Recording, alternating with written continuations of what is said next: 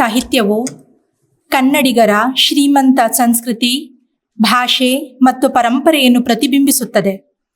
ಇದು ಜ್ಞಾನಾರ್ಜನೆ, ಭಾಷಾ ಕೌಶಲ್ಯ, ಸಂಸ್ಕೃತಿಯ ಸಂರಕ್ಷಣೆ ಹಾಗೂ ವಿಮರ್ಶಾತ್ಮಕ ಚಿಂತನೆಗೆ ಅಡಿಪಾಯವಾಗಿದೆ. ಪಂಪನ ಕಾವ್ಯಗಳಿಂದ ಹಿಡಿದು ಇಂದಿನ ನವ್ಯ ಸಾಹಿತ್ಯವು ನೈತಿಕತೆ, ಸಾಮಾಜಿಕ ಜಾಗೃತಿ ಹಾಗೂ ಮಾನವೀಯ ಮೌಲ್ಯಗಳನ್ನು ಮೂಡಿಸುತ್ತದೆ ಎನ್ನುತ್ತಾ ಎಲ್ಲರಿಗೂ ನಮಸ್ಕಾರ.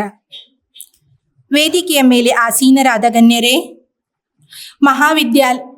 ವಿಶ್ವವಿದ್ಯಾಲಯದ ಸಂಯೋಜಿತ ಪದವಿ ಕಾಲೇಜಿನ ಕನ್ನಡ ಪ್ರಾಧ್ಯಾಪಕರೇ, ಸಹೋದ್ಯೋಗಿಗಳೇ ಹಾಗೂ ವಿದ್ಯಾರ್ಥಿಗಳೇ, ಇಂದಿನ ವಿಶೇಷ ಉಪನ್ಯಾಸ ಕನ್ನಡ ಸಾಹಿತ್ಯ ಮೌಲ್ಯ ಕಾರ್ಯಕ್ರಮಕ್ಕೆ ಸ್ವಾಗತ, ಸುಸ್ವಾಗತ.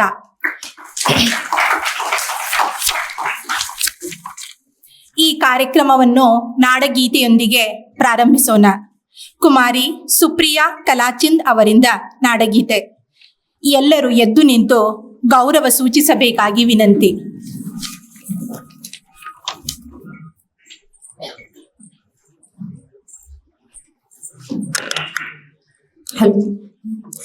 जय भारत जननीय तनुजाते, जय हे कर्नाटक माते, जय सुंदर नदिवनಗಳ ನಾಡೆ, ಜಯ ಹೇ ರಸ ಋಷಿಗಳ ಬೀಡೆ. ಭೂದೇವಿಯ ಮಕುಟದ ನವಮನಿಯೇ, ಗಂಧದ ಚಂದದ ಹೊನ್ನಿನ ಗನಿಯೇ, ರಾಘವ ಮಧುಸೂದನರವತರಿಸಿದ ಭಾರತ ಜನನಿಯ ತನುಜಾತೆ. ಜನನಿಯ ಜೋಗುಳ ವೇದದ ಘೋಷ, ಜನನಿಗೆ ಜೀವವು ನಿನ್ನಾವೇಶ. ಹಸುರಿನ ಗಿರಿಗಳ ಸಾಲೆ, ನಿನ್ನಯ ಕೊರಳಿನ ಮಾಲೆ.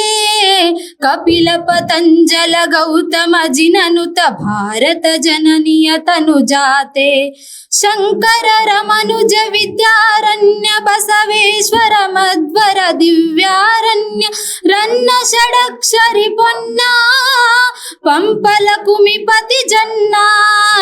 ಕುಮಾರ ವ್ಯಾಸರ ಮಂಗಳಧಾಮ, ಕವಿ ಕೋಗಿಲೆಗಳ ಪುಣ್ಯಾರಾಮ. ನಾನಕ ರಾಮಾನಂದ ಕಬೀರರ ಭಾರತ ಜನನಿಯ ತನುಜಾತೆ. ತೈಲಪ ಹೊಯ್ಸಳರಾಳಿದ ನಾಡೆ, ಡಂಕನ ಜಕನರ ನೆಚ್ಚಿನ ಬೀಡೆ. ಕೃಷ್ಣ ಶರಾವತಿ ತುಂಗ, ಕಾವೇರಿಯವರ ರಂಗ. ಚೈತನ್ಯ ಪರಮಹಂಸ ವಿವೇಕರ ಭಾರತ ಜನನಿಯ ತನುಜಾತೆ. ಸರ್ವ ಜನಾಂಗದ ಶಾಂತಿಯ ತೋಟ, ರಸಿಕರ ಕಂಗಳ ಸೆಳೆಯುವ ನೋಟ. ಹಿಂದೂ ಕ್ರೈಸ್ತ ಮುಸಲ್ಮಾನ, ಪಾರಸಿಕ ಜೈನರುದ್ಯಾನ. ಜನಕನ ಹೋಲುವ ದೊರೆಗಳ ಧಾಮ, ಗಾಯಕ ವೈನಿಕರ ರಾಮ. ಕನ್ನಡ ನುಡಿ ಕುಣಿದಾಡುವ ಗೇಹ, ಕನ್ನಡ ತಾಯಿಯ ಮಕ್ಕಳ ಗೇಹ. ಭಾರತ ಜನನಿಯ ತನುಜಾತೆ, ಜಯ ಹೇ ಕರ್ನಾಟಕ ಮಾತೆ. ಜಯ ಹೇ ಕರ್ನಾಟಕ ಮಾತೆ, ಜಯ ಹೇ ಕರ್ನಾಟಕ ಮಾತೆ.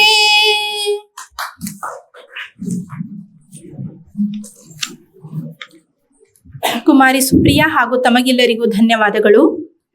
ಈಗ ಸ್ವಾಗತ ಮತ್ತು ಪ್ರಾಸ್ತಾವಿಕ ನುಡಿ ಡಾಕ್ಟರ್ ಗಜಾನನ್ ನಾಯಕ್, ಅಧ್ಯಕ್ಷರು, ಕನ್ನಡ ಸಂಘ, ರಾಣಿ ಚೆನ್ನಮ್ಮ ವಿಶ್ವವಿದ್ಯಾಲಯ ಬೆಳಗಾವಿ ಇವರಿಂದ.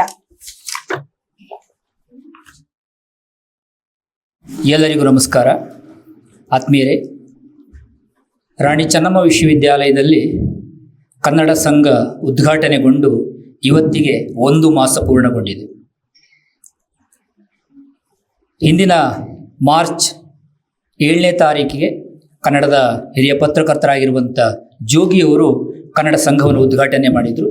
ಇವತ್ತು ನಾವು ಒಂದು ವಿಶೇಷ ಉಪನ್ಯಾಸಕ್ಕೆ ಎಲ್ಲ ಸಾಕ್ಷಿಯಾಗಲಿದ್ದೇವೆ. ಈ ಕಾರ್ಯಕ್ರಮಕ್ಕೆ ನಮ್ಮ ಜೊತೆಗೆ ಹಿರಿಯರಾಗಿರುವಂಥ ಲಕ್ಷ್ಮೀಶ್ ತೋಳ್ಪಾಡಿ ಅವರಿದ್ದಾರೆ.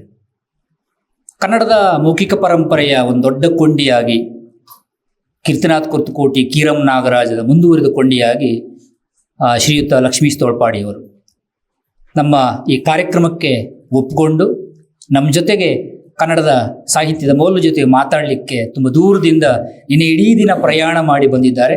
ಅವರಿಗೆ ತಮ್ಮೆಲ್ಲರ ಪರವಾಗಿ ಆದರದ ಸ್ವಾಗತ ಸುಸ್ವಾಗತ. ಮಾನ್ಯ ಕುಲಪತಿಗಳು ಅವರಿಗೆ ಪುಸ್ತಕ ನೀಡುವ ಮೂಲಕ ಸ್ವಾಗತಿಸಬೇಕಾಗಿ ವಿನಂತಿ.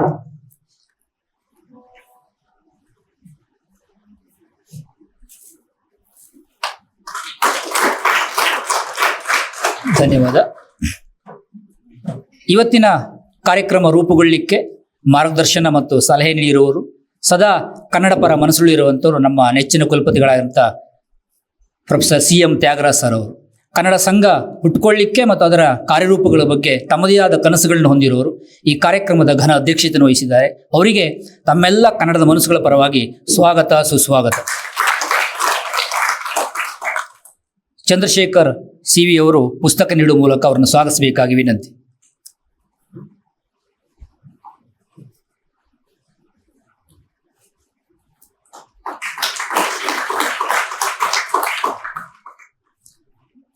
ರಾಣಿ ಚೆನ್ನಮ್ಮ ವಿಶ್ವವಿದ್ಯಾಲಯದ ಸಿಂಡಿಕೇಟ್ ಸದಸ್ಯರು, ಕನ್ನಡದ ಪ್ರಾಧ್ಯಾಪಕರು, ನನ್ನ ವಿದ್ಯಾಗುರುಗಳಾಗಿರುವಂಥ ಪ್ರೊಫೆಸರ್ SS ಅಂಗಡಿ ಅವರು ನಮ್ಮ ಜೊತೆಗಿದ್ದಾರೆ. ಅವರಿಗೆ ತಮ್ಮೆಲ್ಲರ ಪರವಾಗಿ ಆದರದ ಸ್ವಾಗತ ಸುಸ್ವಾಗತ. ಕನಕಪ್ಪ ಪೂಜಾರ್ ಅವರು ಅವರಿಗೆ ಪುಸ್ತಕ ನೀಡುವ ಮೂಲಕ ಸ್ವಾಗತಿಸಬೇಕಾಗಿ ವಿನಂತಿ.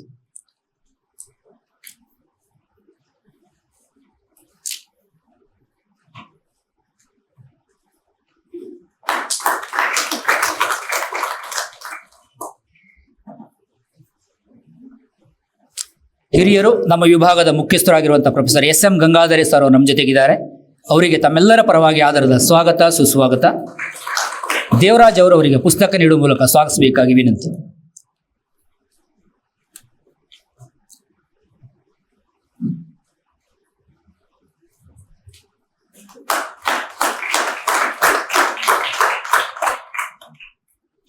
ಈ ಕಾರ್ಯಕ್ರಮದ ಜವಾಬ್ದಾರಿಯನ್ನು ಹೊತ್ತುಕೊಂಡು ನಿನ್ನೆ ಇಡೀ ದಿನ ಈ ಕಾರ್ಯಕ್ರಮದ ಕುರಿತು ಕೆಲಸ ಮಾಡಿರುವಂಥ ಸನ್ಮಿತ್ರರಾಗಿರುವಂಥ ಹಾಗೂ ಕನ್ನಡ ಸಂಘದ ಸದಸ್ಯ ಕಾರ್ಯದರ್ಶಿ ಆಗಿರುವಂಥ ಆತ್ಮೀಯರಾಗಿರುವಂಥ ಸಂಜೀವಣ್ಣ ಅವರಿಗೆ ಎಲ್ಲರ ಪರವಾಗಿ ಆದರದ ಸ್ವಾಗತ ಸುಸ್ವಾಗತ.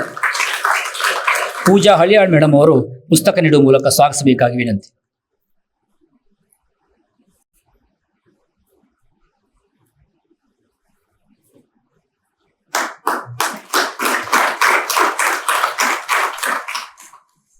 ಈ ಕಾರ್ಯಕ್ರಮಕ್ಕೆ ದೂರದ ಸಂಯೋಜಿತ ಪದವಿ ಕಾಲೇಜುಗಳ ಬಂದು ಕನ್ನಡ ಅಧ್ಯಾಪಕರುಗಳಿಗೆ, ಎಲ್ಲ ವಿಭಾಗದ ಮುಖ್ಯಸ್ಥರುಗಳಿಗೆ, ಅಧ್ಯಾಪಕ ಬಂಧುಗಳಿಗೆ ಹಾಗೂ ಬೋಧಕೇತರ ಸಿಬ್ಬಂದಿಗಳಿಗೆ, ತನ್ನ ವಿದ್ಯಾರ್ಥಿ ಮಿತ್ರರಿಗೆ ಹಾಗೂ ಎಲ್ಲ ಸಂಶೋಧನಾ ವಿದ್ಯಾರ್ಥಿಗಳಿಗೆ ಕನ್ನಡದ ಈ ಕಾರ್ಯಕ್ರಮಕ್ಕೆ ಆದರದ ಸ್ವಾಗತ ಸುಸ್ವಾಗತ.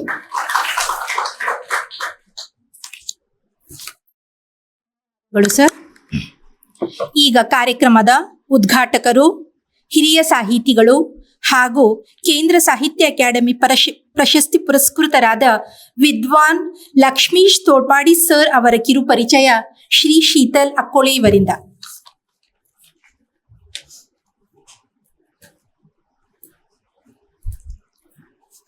ಕನ್ನಡ ಸಂಘದ ವತಿಯಿಂದ ಹಮ್ಮಿಕೊಂಡಿರುವ ಇಂದಿನ ಕಾರ್ಯಕ್ರಮದ ವಿಶೇಷ ಉಪನ್ಯಾಸಕರನ್ನು ತಮ್ಮೆಲ್ಲರಿಗೂ ಪರಿಚಯಿಸಲು ನನಗೆ ಹರ್ಷ ಎನಿಸುತ್ತದೆ.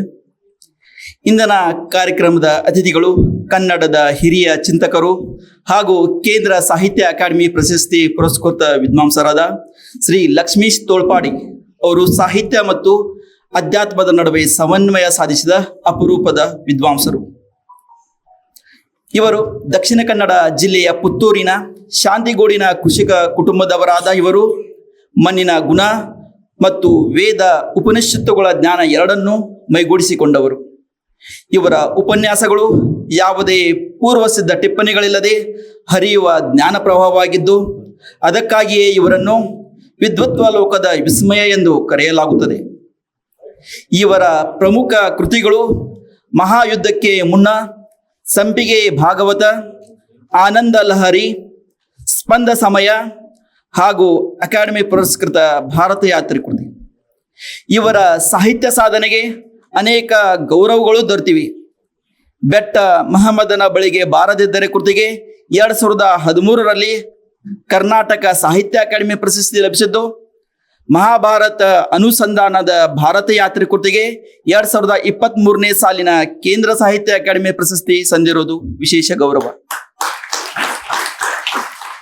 ಇವರು ಕೇವಲ ಬರಹಗಾರರಲ್ಲ, ಯಕ್ಷಗಾನದ ಶ್ರೇಷ್ಠ ಅರ್ಥಧಾರಿ, ರೈತ ಪರ ಹೋರಾಟಗಾರರು ಹಾಗೂ ಗ್ರಾಮ ಸ್ವರಾಜ್ಯದ ಕನಸುಗಾರರೂ ಹೌದು. ಪ್ರಾಚೀನ ಅರಿವು ಮತ್ತು ಆಧುನಿಕ ಚಿಂತನೆಗಳನ್ನು ಸರಳವಾಗಿ ಕಟ್ಟಿಕೊಡುವ ಜ್ಞಾನದ ಹಂಗಿಲದ ಈ ಅಪರೂಪದ ಮಹಾನ್ ವಿದ್ವಾಂಸರಾದ ಶ್ರೀ ಲಕ್ಷ್ಮೀಶ್ ತೋಳ್ಪಾಡೆ ಅವರಿಗೆ ಹೃದಯಪೂರ್ವಕ ನಮನಗಳು. ನಮಸ್ಕಾರ.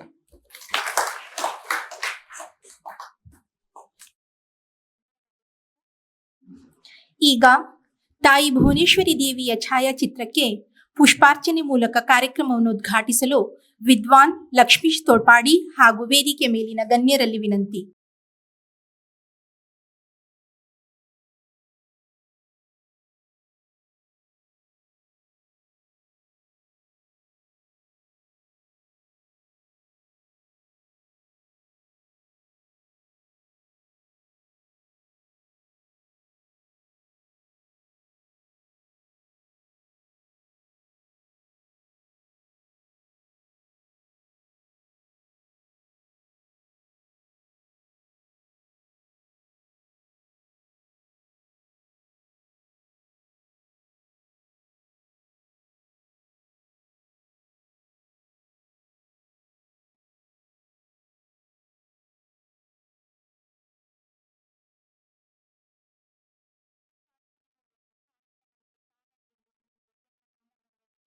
ಧನ್ಯವಾದಗಳು.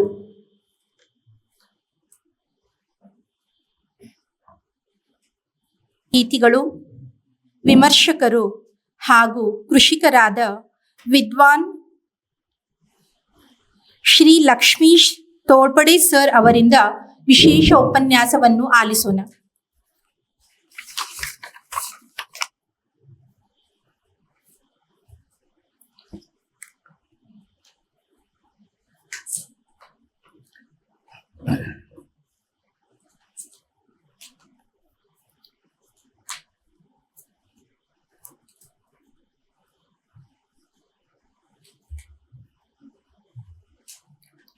ಕನ್ನಡ ಸಂಘದ ಈ ಕಾರ್ಯಕ್ರಮದ ಅಧ್ಯಕ್ಷರಾದ ಕುಲಪತಿಗಳಿಗೆ, ವೇದಿಕೆ ಮೇಲೆ ಇರುವ ಹಿರಿಯರೇ, ಕನ್ನಡ ಸಂಘದ ಬಂಧುಗಳೇ,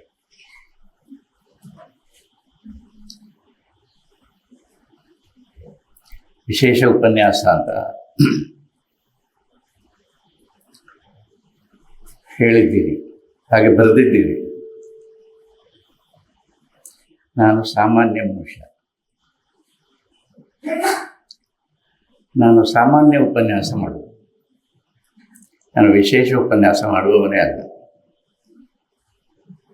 ನಾನು ಮಾತಾಡಿದ್ದು ನಿಮಗೆ ವಿಶೇಷ ಉಪನ್ಯಾಸ ಆಗಿ ಕೇಳಿದರೆ ಅದು ನಿಮ್ಮ ಯೋಗ ಅಥವಾ ಇನ್ನೇನೋ ಒಂದು. ಹೇಗೆ ಕೂತು ಯಾವ ಔಪಚಾರಿಕತೆಯೂ ಇಲ್ಲದೆ ಸಹಜವಾಗಿ ನಾವು ನೀವು ಕೂತು ಬೇಕಾದರೆ ಒಂದು ಚಹಾ ಕುಡಿತಾ ಏನು ವಿಷಯ, ಏನು ಜೀವನದ ವಿಷಯ, ಏನು ನಡೀತಾ ಇದೆ ಸಮಾಜದಲ್ಲಿ, ಅದರದ್ದು ಪರಿಣಾಮ ನಮ್ಮ ಮೇಲೆ ಏನಾಗ್ತದೆ, ಹುಟ್ಟಿನ ಮೇಲೆ ಸಮಾಜ ಮತ್ತು ನಮ್ಮ ಜೀವನ ಯಾವ ದಿಕ್ಕಿನಲ್ಲಿ ಹೋಗ್ತಾ ಇದೆ, ಹೇಗೆ ಇತ್ತು, ಈಗ ಹೇಗಿದೆ, ಇನ್ನು ಮುಂದೆ ಹೇಗೆ ಆಗುವ ಸಾಧ್ಯತೆಗಳೆಲ್ಲ ಇವೆ ಅಂತ ನಾವು ನೀವು ಒಂದು ಕೂತು ಸಾಮಾನ್ಯವಾಗಿ ಒಂದು ಮಾತ್ರ, ಹೇಗೆ ಇತ್ತು, ಈಗ ಹೇಗಿದೆ, ಇನ್ನು ಮುಂದೆ ಹೇಗೆ ಆಗುವ ಸಾಧ್ಯತೆಗಳೆಲ್ಲ ಇವೆ. ವಿಶೇಷ ಉಪನ್ಯಾಸಗಳು. ನಾನಂತೂ ವಿಶೇಷ ಮನುಷ್ಯ ಅಲ್ಲ, ಮತ್ತು ಯಾರನ್ನೂ ವಿಶೇಷ ಮನುಷ್ಯರು ಅಂತ ನಾನು ಒಪ್ಪುವುದೇ ಇಲ್ಲ. ಎಲ್ಲರೂ ಸಾಮಾನ್ಯರೇ ಅಂತ ನಾನು ಹೇಳುವುದು. ಅದನ್ನೀಗ ನಾನು ಹೇಳಬೇಕು, ನೀವು ಕೇಳಬೇಕು. ನಿಮಗೆ ವಿಶೇಷ ಉಪನ್ಯಾಸ ಆಗಿ ಕೇಳಿದರೆ ಅದು ನಿಮ್ಮ ಅಂದರೆ ಸಹಜವಾಗಿರಬೇಕು ಅಂತ. ಒಬ್ಬರ ನಮ್ಮ ಮೇಲೆ ಏನಾಗ್ತದೆ ಇಂಪ್ರೆಸ್ ಮಾಡಲಿಕ್ಕೆ, ಪ್ರಭಾವಿಸಲಿಕ್ಕೆ, ಹೇಗೆ ಇತ್ತು, ಹೊರಗೆ ಹೇಗಿದೆ, ಮುಂದೆ ಹೇಗೆ ಆಗುವ ಸಾಧ್ಯತೆಗಳೆಲ್ಲ ಏನಾಗ್ತದೆ ಅಂತ ನಾವು ನಿಮ್ಮಲ್ಲಿಯೇ ನೀವು ನೋಡಿಕೊಳ್ಳಿ. ಒಂದು ವಿಚಿತ್ರವಾದ ಕೃತಕತೆ ಉಂಟಾಗ್ತದೆ. ರಂಜಿಸ್ಬೇಕಲ್ಲ, 1 ಗಂಟೆ ನಾನು ಮಾತಾಡಬೇಕು ಅಂತ ಇಟ್ಕೊಳ್ಳಿ, ಮಾತಾಡೋದಿಲ್ಲ, ಅದಕ್ಕೆಲ್ಲ ಹೆದರಬೇಡಿ. 1 ಗಂಟೆ ಮಾತಾಡಬೇಕು ಒಬ್ಬರು ಅಂತ ಇಟ್ಕೊಳ್ಳಿ. ಆವಾಗ 1 ಗಂಟೆ ನೀವು ಕೂತ್ಕೊಂಡು ಕೇಳುವ ಹಾಗೆ, ಎದ್ದು ಹೋಗದ ಹಾಗೆ, ಜೋಕ್ಗಳನ್ನು ಹೇಳ್ತಾ ಇನ್ನೇನೋ ಮಾಡುತ್ತಾ ರಂಜನೆ ಮಾಡುತ್ತಾ ನಾನು ಮಾತಾಡಬೇಕು. ಇದು ಹಿಂಸೆ. ಇದು ಯಾವುದು ಮಾತಾಡುವುದು ಬಹಳ ದೊಡ್ಡ ಹಿಂಸೆ, ಕೇಳುವುದು ಅದಕ್ಕಿಂತ ಹೆಚ್ಚಿನ ಹಿಂಸೆ. ಸಹಜವಾಗಿ ಇರುವುದಕ್ಕೆ ಏನು ತೊಂದರೆ ಅಂತ ನನಗೆ ಒಂದು ಸಲ ಹೇಳಿ ನೀವು ಅಷ್ಟೇ. ಇದನ್ನು ನಾವು ಕೇಳಿಕೊಳ್ಬೇಕಾದ. ಯಾಕಂದರೆ ಯಾವುದೋ ಒಂದು ಸಂದರ್ಭದಲ್ಲಿ, ಯಾವುದೋ ಒಂದು ಕಾಲಘಟ್ಟದಲ್ಲಿ ವಿಶೇಷವಾಗಿ ಮಾತಾಡುವವರಿದ್ದಾರೆ, ವಾಗ್ಮಿಗಳಿದ್ದಾರೆ, ಅವರೆಲ್ಲ ಏನೋ ಹೇಳ್ತಾರೆ, ಅದರಿಂದ ನಾವು ಕೇಳಿ ಅದೆಲ್ಲ ಇರುವ ಸ್ವಾತಂತ್ರ್ಯದ ಕಾಲಘಟ್ಟದಲ್ಲಿ ಹಾಗೆಲ್ಲ ಇತ್ತು. ಹಾಗೆಲ್ಲ ಇರದಿದ್ದರೆ ಆಗ್ತಿರಲಿಲ್ಲ, ಅದನ್ನು ನಾನು ಒಪ್ಪಿಕೊಳ್ತೇನೆ. ಆದರೆ ಅದು ಆಗಿ ಹೋಗಿದೆ. ಈಗ ನೀವು ವಿಶೇಷ ಅಂತ ಹೇಳುವುದುಂಟಲ್ಲ, ಇದು ರೆಡಿಕ್ಯುಲಸ್. What is special? ಆಚರಣೆಗಳು ಮಾತ್ರ, ಔಪಚಾರಿಕತೆಗಳು ಮಾತ್ರ, ವಿಷಯ ಇಲ್ಲ. ಆದ್ದರಿಂದ ಒಂದು ಬಹಳ ಸಹಜವಾದ ಜೀವನ ನಮಗೆ ಸಿಕ್ಕಿದ್ದು ಪ್ರಕೃತಿಯಿಂದ, ನಿಸರ್ಗದಿಂದ. ಅದು ಬಹಳ ಸಹಜವಾಗಿದೆ. ಅದನ್ನು ನಾವು ಅಸಹಜ ಮಾಡಿಕೊಳ್ಳುವುದು ಯಾಕೆ? ಮಾಡಿಕೊಂಡು ಏನು ಸಾಧನೆ ಇದೆ?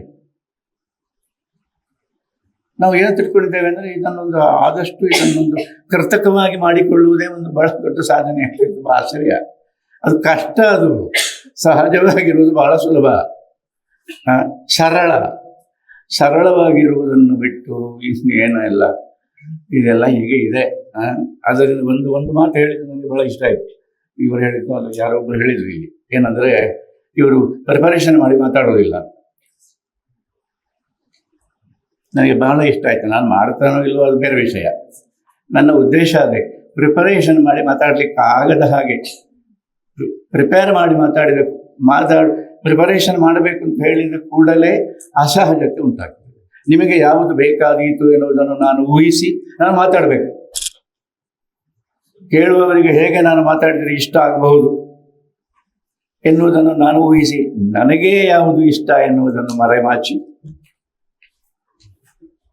ಆವಾಗ ಒಂದು ವಿಚಿತ್ರವಾದ ಕೃತಕತೆ ಉಂಟಾಗ್ತದೆ. ಹೀಗೆಲ್ಲ ಇದೆ. ನನಗೆ 2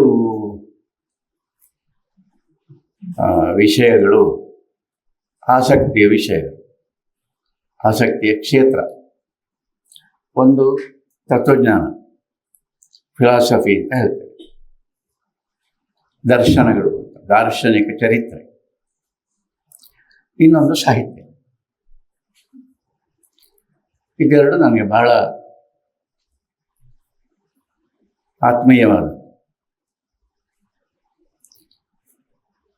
ಬಹಳ ಆಶ್ಚರ್ಯ ಅಂದರೆ ಇದೆರಡು ಬಹಳ ಹತ್ತಿರ ಇದೆ. ಯಾವುದೇ ಆದರೂ ಯಾವುದೇ ವಿಷಯಗಳನ್ನು ಭಿನ್ನ ಭಿನ್ನವಾಗಿ ಕಾಣುವ, ತೀರಾ ಬೇರೆ ಬೇರೆಯಾಗಿ ಕಾಣತಕ್ಕ, ದಯಮಾಡಿ ಆಲೋಚನೆ ಮಾಡಿ, ಬೇರೆ ಬೇರೆಯಾಗಿ ಕಾಣತಕ್ಕ ವಿಷಯಗಳನ್ನು ನೀವು ಆಯ್ಕೆ ಮಾಡಿಕೊಂಡು, ವಿಜ್ಞಾನ ಅಂತ ಇಟ್ಕೊಳ್ಳಿ, ವಿಜ್ಞಾನ ಮತ್ತು ಸಾಹಿತ್ಯ ಅಥವಾ ವಿಜ್ಞಾನ ಮತ್ತು ತತ್ವಜ್ಞಾನ, ಇಂಥದ್ದು ಮೇಲ್ನೋಟಕ್ಕೆ ಬಹಳ ಭಿನ್ನವಾಗಿರತಕ್ಕ ವಿಷಯಗಳು ಒಂದರೊಟ್ಟಿಗೆ ಒಂದು ಸೇರುವುದಿಲ್ಲ. ಅದು ಸಾಮಾನ್ಯವಾಗಿ ಸೇರಿಸಲಿಕ್ಕಾಗುವುದಿಲ್ಲ. ಅದನ್ನು ಇಂಥ ವಿಷಯಗಳನ್ನು ನೀವು ಆಯ್ಕೆ ಮಾಡಿಕೊಂಡು ಬಹಳ ಗಂಭೀರವಾಗಿ ಅಧ್ಯಯನ ಮಾಡುವುದಕ್ಕೆ ಹೊರಟ ಕೂಡಲೇ ಏನಾಗುತ್ತದೆ ಅಂದರೆ, ಎರಡರ ಒಳಗೆ ಒಂದು ಸಂಬಂಧ ಇದೆ ಅಂತ ನಿಮಗೆ ಗೊತ್ತಾಗ್ತದೆ. ಮೇಲ್ನೋಟಕ್ಕೆ ಬಹಳ ಭಿನ್ನವಾಗಿರತಕ್ಕ ವಿಷಯಗಳು ಒಟ್ಟಿಗೆ ಸೇರ್ಲಿಕ್ಕೆ ಸಾಧ್ಯ ಇಲ್ಲ. ಅದು ಬೇರೆ, ಇದು ಬೇರೆ. ರ್ಯಾಷನಲ್ ಆದದ್ದು, ವೈಜ್ಞಾನಿಕವಾದದ್ದು, ಪ್ರಯೋಗಗಳ ಮೂಲಕ ಮಾತ್ರ ಅದು ಸಾರ್ಥಕವಾಗುವಂಥದ್ದು. ಪ್ರಾಯೋಗಿಕವಾಗಿ ಅಲ್ಲದೇ ಇದ್ದದ್ದನ್ನು, ಥಿಯೋರಿಟಿಕಲ್ ಆಗಿರತಕ್ಕ ಸಂಗತಿಗಳನ್ನು ಮುಟ್ಟಬಾರದು. ಕೇವಲ ಪ್ರಾಯೋಗಿಕವಾಗಿ ನಾನು ಪ್ರಯೋಗ ಮಾಡಿ ಸಿದ್ಧವಾದದ್ದನ್ನು ನೀವು ಪ್ರಯೋಗ ಮಾಡಿದರೆ ಸಿದ್ಧವಾಗ್ತದೆ ಎನ್ನುವ ರೀತಿಯಲ್ಲಿ ಬಹಿರಂಗ ಸತ್ಯ ಅದು. ಇದು ವೈಜ್ಞಾನಿಕತೆ. ತಾತ್ವಿಕವಾಗಿ ಬಂದರೆ, ತತ್ವಜ್ಞಾನಕ್ಕೆ ಬಂದರೆ ಅದು ಹಾಗೆ ಪ್ರಯೋಗ ಮಾಡಿ ಗೊತ್ತಾಗುವಂಥದ್ದಲ್ಲ. ನನಗೆ ಗೊತ್ತಾಗಿದೆ ಅಥವಾ ನಿಮಗೆ ವೈಯಕ್ತಿಕವಾಗಿ ಗೊತ್ತಾಗಲಿಕ್ಕೆ ಸಾಕು. ನಿಮ್ಮ ಅನುಭವದಲ್ಲಿ ಇದನ್ನು ಇನ್ನೊಬ್ಬರಿಗೆ ಮಾಡಿದರೆ ಗೊತ್ತಾದೀತು ಅಂತ ಹೇಳಲಿಕ್ಕೆ ಸಾಧ್ಯ ಇಲ್ಲ ಎನ್ನುವಂಥದ್ದು ಒಂದಿದೆ. ಅದು ತತ್ವಜ್ಞಾನ. ಒಬ್ಬೊಬ್ಬರಿಗೆ ಒಂದೊಂದು ರೀತಿ ಕಾಣ್ತದೆ, ಎಲ್ಲರಿಗೂ ಒಂದೇ ರೀತಿ ಕಾಣಬೇಕಾಗಿಲ್ಲ ಎನ್ನುವುದೇ ಅದರ ಸಿದ್ಧಾಂತ. ಹೀಗೆ ಇರತಕ್ಕ ಒಂದು ಸಂಗತಿಯನ್ನು ನೀವು ಅಧ್ಯಯನ ಮಾಡ್ತಾ, ಅದಕ್ಕಿಂತ ಪೂರ್ತಿ ಭಿನ್ನವಾದ ತೀರ ವಿಜ್ಞಾನದ ಸಂಗತಿಯನ್ನು ಅಧ್ಯಯನ ಮಾಡ್ತಾ ಹೊರಟರೆ, ನೀವು ಗಂಭೀರವಾಗಿದ್ದರೆ, ಸೀರಿಯಸ್ ಆಗಿ ಅದನ್ನು ಅಧ್ಯಯನ ಮಾಡಿದರೆ, ನಿಮಗೆ ಒಂದಲ್ಲ ಒಂದು ಹಂತದಲ್ಲಿ ಗೊತ್ತಾಗಿಯೇ ಆಗ್ತದೆ. ಎಂಥದ್ದು ಅಂದರೆ ಇದೆರಡಕ್ಕೊಂದು ಸಂಬಂಧ ಉಂಟು. ಯಾಕೆ ಸಂಬಂಧ ಉಂಟು ಅಂತ ಗೊತ್ತಾಗುವುದು, ಅದು ನಾವು ಅಧ್ಯಯನ ಮಾಡೋದ್ರಿಂದ ನಮಗೆ ಅದು ಏನು, ನಮ್ಮಲ್ಲಿ ಒಂದು ಸಮೀಕರಣ ಉಂಟಾಗ್ತದೆ, ಒಂದು ಒಳಗೊಳ್ಳುವಿಕೆ ಉಂಟಾಗ್ತದೆ. ದಯಮಾಡಿ ಯೋಚನೆ ಮಾಡಿ, ನಾವು ಯಾವುದನ್ನೆಲ್ಲ ಅಧ್ಯಯನ ಮಾಡ್ತಾ ಇದ್ದೇವೆಯೋ ಅದು ಎಲ್ಲವನ್ನೂ ಅಧ್ಯಯನ ಮಾಡುವ ನಾವು ಒಬ್ಬರೇ ಆದದ್ದರಿಂದ, ನಾವು ಎರಡು ವ್ಯಕ್ತಿಗಳಲ್ಲದೇ ಇದ್ದದ್ರಿಂದ, ವಿಷಯಗಳು ಎರಡು ಬೇರೆ ಬೇರೆ ಆಗಿದ್ದರೂ ಕೂಡ ಮಾಡುವ ಅಧ್ಯಯನ ಮಾಡುವ ವ್ಯಕ್ತಿ ಒಬ್ಬನೇ ಆದದ್ರಿಂದ ಅದು ತನ್ನ ಒಳಗಿನ ಸಂಬಂಧವನ್ನು ಅದು ಪ್ರಕಟಪಡಿಸ್ತದೆ, ನಮಗೆ ಪ್ರಕಟಪಡಿಸ್ತದೆ. ಬಹಳ ಇದು ಆದದ್ದರಿಂದಲೇ ಒಂದು ವಿಷಯ ಅಧ್ಯಯನ ಮಾಡಬೇಕಾಗಿದ್ರೆ ಅನೇಕ ಶಿಸ್ತುಗಳ ಮೂಲಕ ನಿಮಗೆ ಅಧ್ಯಯನ ಮಾಡುವಾಗ ರಹಸ್ಯಗಳು ಗೊತ್ತಾಗುವುದು. ಹಾಗೆ ಒಂದು ಬದಿಯಲ್ಲಿ ತತ್ವಜ್ಞಾನ ಇದೆ, ಇನ್ನೊಂದು ಬದಿಯಲ್ಲಿ ಸಾಹಿತ್ಯ ಇದೆ. ಎರಡೂ ಬಹಳ ಮುಖ್ಯ ಅಂತ ನನಗೆ ಅನ್ನಿಸಿದೆ, ಬಹಳ ಮುಖ್ಯವಾದದ್ದು ಅಂತ. ಯಾಕೆಂದರೆ ಈ ಎರಡು ವಿಷಯಗಳಿಗೂ ಕೂಡ ಸಮಾನವಾಗಿರತಕ್ಕ ಒಂದು ಪ್ರಮಾಣ ಇದೆ. ಅದು ಯಾವುದು ಅಂದರೆ ಭಾಷೆ. ಸಾಹಿತ್ಯಕ್ಕೆ ಭಾಷೆ ಪ್ರಮಾಣ ಎನ್ನುವುದನ್ನು ನಾನು ಹೇಳಬೇಕಾಗಿಯೇ ಇಲ್ಲ. ಹಾಗಾದರೆ ಭಾಷೆಯ ಮೂಲಕ ವ್ಯಕ್ತ ಆಗುವಂಥದ್ದು, ನಮ್ಮ ಅಭಿವ್ಯಕ್ತಿ ಭಾಷೆಯ ಮೂಲಕ ವ್ಯಕ್ತ ಆಗುವಂಥದ್ದು. ತತ್ವಜ್ಞಾನಕ್ಕೂ ಅಷ್ಟೇ. ಅದೇನು ಅಂದರೆ ಹಿಂದಿನವರು ಏನು ಹೇಳಿದ್ದಾರೆ, ಅಕ್ಷರ ಏನು ಹೇಳಿದ್ದಾರೆ, ಅದು ನಮಗೆ ಪ್ರಮಾಣ. ಶಾಸ್ತ್ರ ಪ್ರಮಾಣ ಅಂದ್ರೇನು, ವೇದ ಪ್ರಮಾಣ ಅಂದ್ರೇನು, ವಚನ ಬಸವಣ್ಣನವರು ಹೇಳಿದ್ದಾರೆ ಅದು ನಮಗೆ ಪ್ರಮಾಣ ಅಂದ್ರೇನು, ಭಗವದ್ಗೀತೆ ಪ್ರಮಾಣ ಅಂದ್ರೇನು, ಬೈಬಲ್ ಪ್ರಮಾಣ ಅಂದ್ರೇನು. ಅದರ ಅಕ್ಷರ ನಮಗೆ ಪ್ರಮಾಣ. ಅದು ಅದರ ಮೇಲಿಂದ ನಾವು ಅದಕ್ಕೆ ಏನು ಅರ್ಥ, ಅದು ಯಾವ ಅರ್ಥವನ್ನು ಒಪ್ಪುತ್ತದೆ, ಯಾವ ಅರ್ಥವನ್ನು ಒಪ್ಪುವುದಿಲ್ಲ ಎನ್ನುವುದನ್ನೆಲ್ಲ ಪರಾಂಬರಿಸಿ ನಾವು ಅದರ ಅರ್ಥವನ್ನು ಅವಗತ ಮಾಡಿಕೊಳ್ಳುವುದು. ಅದಕ್ಕೂ ಮುಖ್ಯವಾದದ್ದು ಯಾವುದು, ಭಾಷೆ. ಇದಕ್ಕೆ ಶಾಸ್ತ್ರದ ಮಾತು ಏನಂದರೆ ಶಬ್ದ ಪ್ರಮಾಣ ಅಂತ. ಶಬ್ದ ಪ್ರಮಾಣ ಎಷ್ಟು ಚೆನ್ನಾಗಿದೆ. ನನಗೆ ಬಹಳ ಇಷ್ಟ ಆದ ಒಂದು ಪದ. ಅದು ಪೂರ್ತಿ ಅರ್ಥ ಆಗಿದೆ ಅಂತಲ್ಲ, ಈ ಅರ್ಥ ಆಗದಿದ್ದರೂ ಬಹಳ ಇಷ್ಟ ಆಗ್ತದೆ. ಎಷ್ಟೋ ಸಲ ಪೂರ್ತಿ ಅರ್ಥ ಆದರೆ ಆ ಇಷ್ಟ ಆದದ್ದು ಹೋಗ್ತದೆ. ಅದು ಸ್ವಲ್ಪ ಅರ್ಥ ಆಗದೆ ಉಳಿಯುವುದುಂಟು, ಒಂದು ರಹಸ್ಯಾತ್ಮಕತೆ ಉಳಿಯುವುದುಂಟಲ್ಲ, ಬಹಳ ಇಂಪಾರ್ಟೆಂಟ್. ಪೂರ್ತಿ ವಿಷಯ ಒಬ್ಬನದ್ದು ಗೊತ್ತಾಗ ಮತ್ತೆ ಆಸಕ್ತಿ ಉಳಿಯುವುದಿಲ್ಲ, ಹೋಯ್ತದೆ. ಗೊತ್ತಾಗಿದೆ ನನಗೆ, ನಾವು ಮಾತಾಡುವಾಗ ಗೊತ್ತಾಗುವುದಿಲ್ಲ. ಅವರ ವಿಷಯ ನನಗೆ ಗೊತ್ತುಂಟು ಅಂತ ಹೇಳಿದ್ರೆ ಇನ್ನು ಮುಂದೆ ಮಾತಾಡಬೇಕಾಗಿಲ್ಲ ಅಂತ ಅರ್ಥ. ಅದು ಇಲ್ಲ, ಗೊತ್ತಾಗಲಿ, ಏನೋ ಇದೆ ಅಂತ ಒಂದು ರಹಸ್ಯ ಉಂಟಲ್ಲ. ಇದು ಈ ಎರಡು ವ್ಯಕ್ತಿಗಳ ಸಂಬಂಧದಲ್ಲಿ ಹೇಗೆ ಒಂದು ವಿಚಿತ್ರವಾದ ಕುತೂಹಲವನ್ನು ಇಡ್ತದೋ, ಜೀವಂತವಾಗಿ ಇಡ್ತದೋ, ಶಾಸ್ತ್ರಗಳಿಗೂ ಅಷ್ಟೇ, ಸಾಹಿತ್ಯಕ್ಕೂ ಅಷ್ಟೇ. ಪೂರ್ತಿ ಅರ್ಥ ಆಯಿತು, ಬಸವಣ್ಣನವರ ವಚನ ಪೂರ್ತಿ ಅರ್ಥ ಆದವರು ಯಾರೂ ಇಲ್ಲ ಅಂತ ಹೇಳಿದರೆ ಸ್ವಲ್ಪ ತಿಳ್ಕೊಬಿಡಿ, ನಾಳೆ ಇದನ್ನು ಪತ್ರಿಕೆಯಲ್ಲಿ ಹಾಕಬೇಡಿ, ಯಾಕೆಂದರೆ ತಪ್ಪು ಅರ್ಥ ಆಗ್ತದೆ. ಆದರೆ ಇದು ನಾನು ಹೇಳ್ತಾ ಇರೋದು ಸತ್ಯ. ಏನು ಆ ಪೂರ್ತಿ ಅರ್ಥ ಆದವರು ಯಾರೂ ಇಲ್ಲ. ನಮಗೆ ಬೇಕಾದ ರೀತಿ ಅರ್ಥ ನಾವು ಮಾಡಿಕೊಳ್ಳುವ ಚಟಕ್ಕೆ ಬಿದ್ದಿದ್ದೇವೆ. ಆದ್ದರಿಂದ ಏನು, ನಮಗೆ ಬೇಕಾದ ರೀತಿ ನಮಗೆ ಅದರ ಅರ್ಥ ಆಗುವುದು. ಅದರ ಅರ್ಥ ಬೇರೆಯೇ ಇರ್ಲಿಕ್ಕೆ ಸಾಕು, ಅದರ ಅರ್ಥ ಬೇರೆಯೇ ಇರಬಹುದು. ಬಸವಣ್ಣನವರಿಗೆ ಆದಂತಹ ಅನುಭವ ಏನು, ಅವರದನ್ನು ಏನು ಹೇಳಿದರು, ಆ ಕಾಲದಲ್ಲಿ ಅವರು ಏನು ಹೇಳಿದರು, ಆ ಕಾಲದಲ್ಲಿ ಹೇಳಿದರೆ ಜನರಿಗೆ ಅರ್ಥ ಆಗ್ತದೆ ಅಂತ ಅವರು ಏನು ಭಾವಿಸಿದರು ಅದನ್ನು ಹೇಳಿದರು. ಈಗ ಕಾಲ 1000 ವರ್ಷ ಹತ್ರ ಕಳೆದಿದೆ. ಈಗ ನಮಗೆ ಅರ್ಥ ಆಗುವ ನಮ್ಮ ಪರಿಸ್ಥಿತಿ ನೋಡಿದರೆ ನಮಗೆ ಅರ್ಥ ಆಗಿದೆ ಅಂತ ಯಾರಾದ್ರೂ ಹೇಳ್ತಾರ? ಸಮಾಜದ ಪರಿಸ್ಥಿತಿಯನ್ನು ನೀವು ನೋಡಿದರೆ ಯಾವ ಒಂದು ಗಂಭೀರವಾಗಿರತಕ್ಕ ವಿಷಯ ನಮಗೆ ಅರ್ಥ ಆಗಿದೆ ಅಂತ ಹೇಳುವ ಗ್ಯಾರಂಟಿ ನಿಮಗೆ ಉಂಟಾ ಅಂತ? ಅರ್ಥ ಆದವರ ಹಾಗೆ ಇರುವುದು ಬೇರೆ, ಅರ್ಥ ಆಗುವುದು ಬೇರೆ. ಅರ್ಥ ಆಗುವುದು ಬೇರೆ. ನಾವು ಸಾಮಾನ್ಯವಾಗಿ ಅರ್ಥ ಆದವರಾಗಿರುವುದು ಗ್ರೇಟ್ ಅಂತ ಹೇಳಿಬಿಟ್ರೆ ಆಯ್ತು.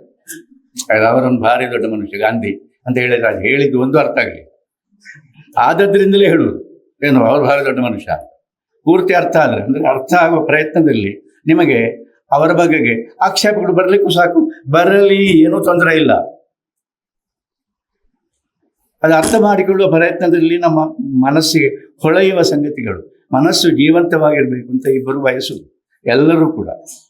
ಅದು ಯಾವುದೋ ಒಂದು ಎಂಥದ್ದು ಅಂಧ ಆಗಬಾರದು. ಹಾಗೆ ಶಾಸ್ತ್ರಗಳಿಗೂ ಕೂಡ ಶಬ್ದ ಪ್ರಮಾಣ, ಅಕ್ಷರ ಅದೇನು ಬೇಂದ್ರೆಯವರ ಹತ್ರ ಒಬ್ರು ಕೇಳಿದ್ರಂತೆ, ಬೇಂದ್ರೆ ಮಾಸ್ತರ್ ಜೀವನ ಅಂದ್ರೆ ಏನು ಅಂತ, ಎಂತ ಹೇಳುದು ಹೇಳಿ. ಈಗ ಹೀಗೆ ಎಲ್ಲ ಕೇಳಿದ್ರಿ ಎಂಥದ್ದು ಹೇಳು. ಬೇಂದ್ರೆಯವರು ಹೇಳಿದ್ರಂತೆ 3 ಅಕ್ಷರ. ಜೀವನ ಅಂದ್ರೆ ಏನು ಅಂದ್ರೆ 3 ಅಕ್ಷರ. ಎಷ್ಟು ಚೆನ್ನಾಗಿದೆ. ನೀವು ಅಲ್ಲಗಳಿಲಿಕ್ಕೆ ಸಾಧ್ಯ ಇಲ್ಲ. ನೀವು ಹಾಗೆ ಹೇಳಿದ್ರೆ ಹೇಗೆ, ಮತ್ತೆ ಹಾಗೆಲ್ಲ ಹೇಗೆ ಹೇಳು, ಹಾಗೆ ಹೇಳುದು ಟೆಕ್ನಿಕಲ್ ಪರ್ಫೆಕ್ಟ್ ಉತ್ತರ ಅದು. ಜೀವನ ಅಂದ್ರೆ 3 ಅಕ್ಷರ ಅಂತ ಹಾಗೆ ಕೇಳಿದವರು ಹೇಳಿದ. ಇವರು ಏನೋ ಒಂದು ದೊಡ್ಡ ಉಪನ್ಯಾಸಕ್ಕೆ ಹೇಳ್ತಾರೆ ಈಗ, ಅದಕ್ಕೋಸ್ಕರ ನಿರೀಕ್ಷೆ ಮಾಡಿ ಬಂದವರು ಅವರು ಅಷ್ಟೇ ಅಂತ ಹೇಳಿದ್ರು.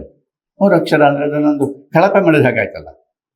ಅದಕ್ಕೆ ಬೇಂದ್ರೆ ಹೇಳಿದ್ರು ಅಷ್ಟು ಸಾಲದ, ಅಷ್ಟು ಸಾಲದ. 3 ಅಕ್ಷರ ಅರ್ಥ ಆಗದವನಿಗೆ ಮತ್ತೆ ಎಷ್ಟು ಹೇಳಿದ್ರೆ ಏನು, ಇನ್ನು 3 ಅಕ್ಷರ ಅರ್ಥ ಆಗದವನಿಗೆ ಮತ್ತೆ ನೀವು ಎಷ್ಟು ಹೇಳಿದರೆ ಅರ್ಥ ಆದಿತ್ತು. 3 ಅಕ್ಷರ ಅರ್ಥ ಆಗಬೇಕು ಅಂತ, ಆ ಸೂಕ್ಷ್ಮತೆ ಬೇಕು ಅಂತ. ಅಕ್ಷರ ಪ್ರಮಾಣ ಇದು ಹೌದು. ಏನು, ಇದನ್ನು ನೀವು ಅಲ್ಲಗಳೆಯುವುದಕ್ಕೆ ಸಾಧ್ಯ ಇಲ್ಲ.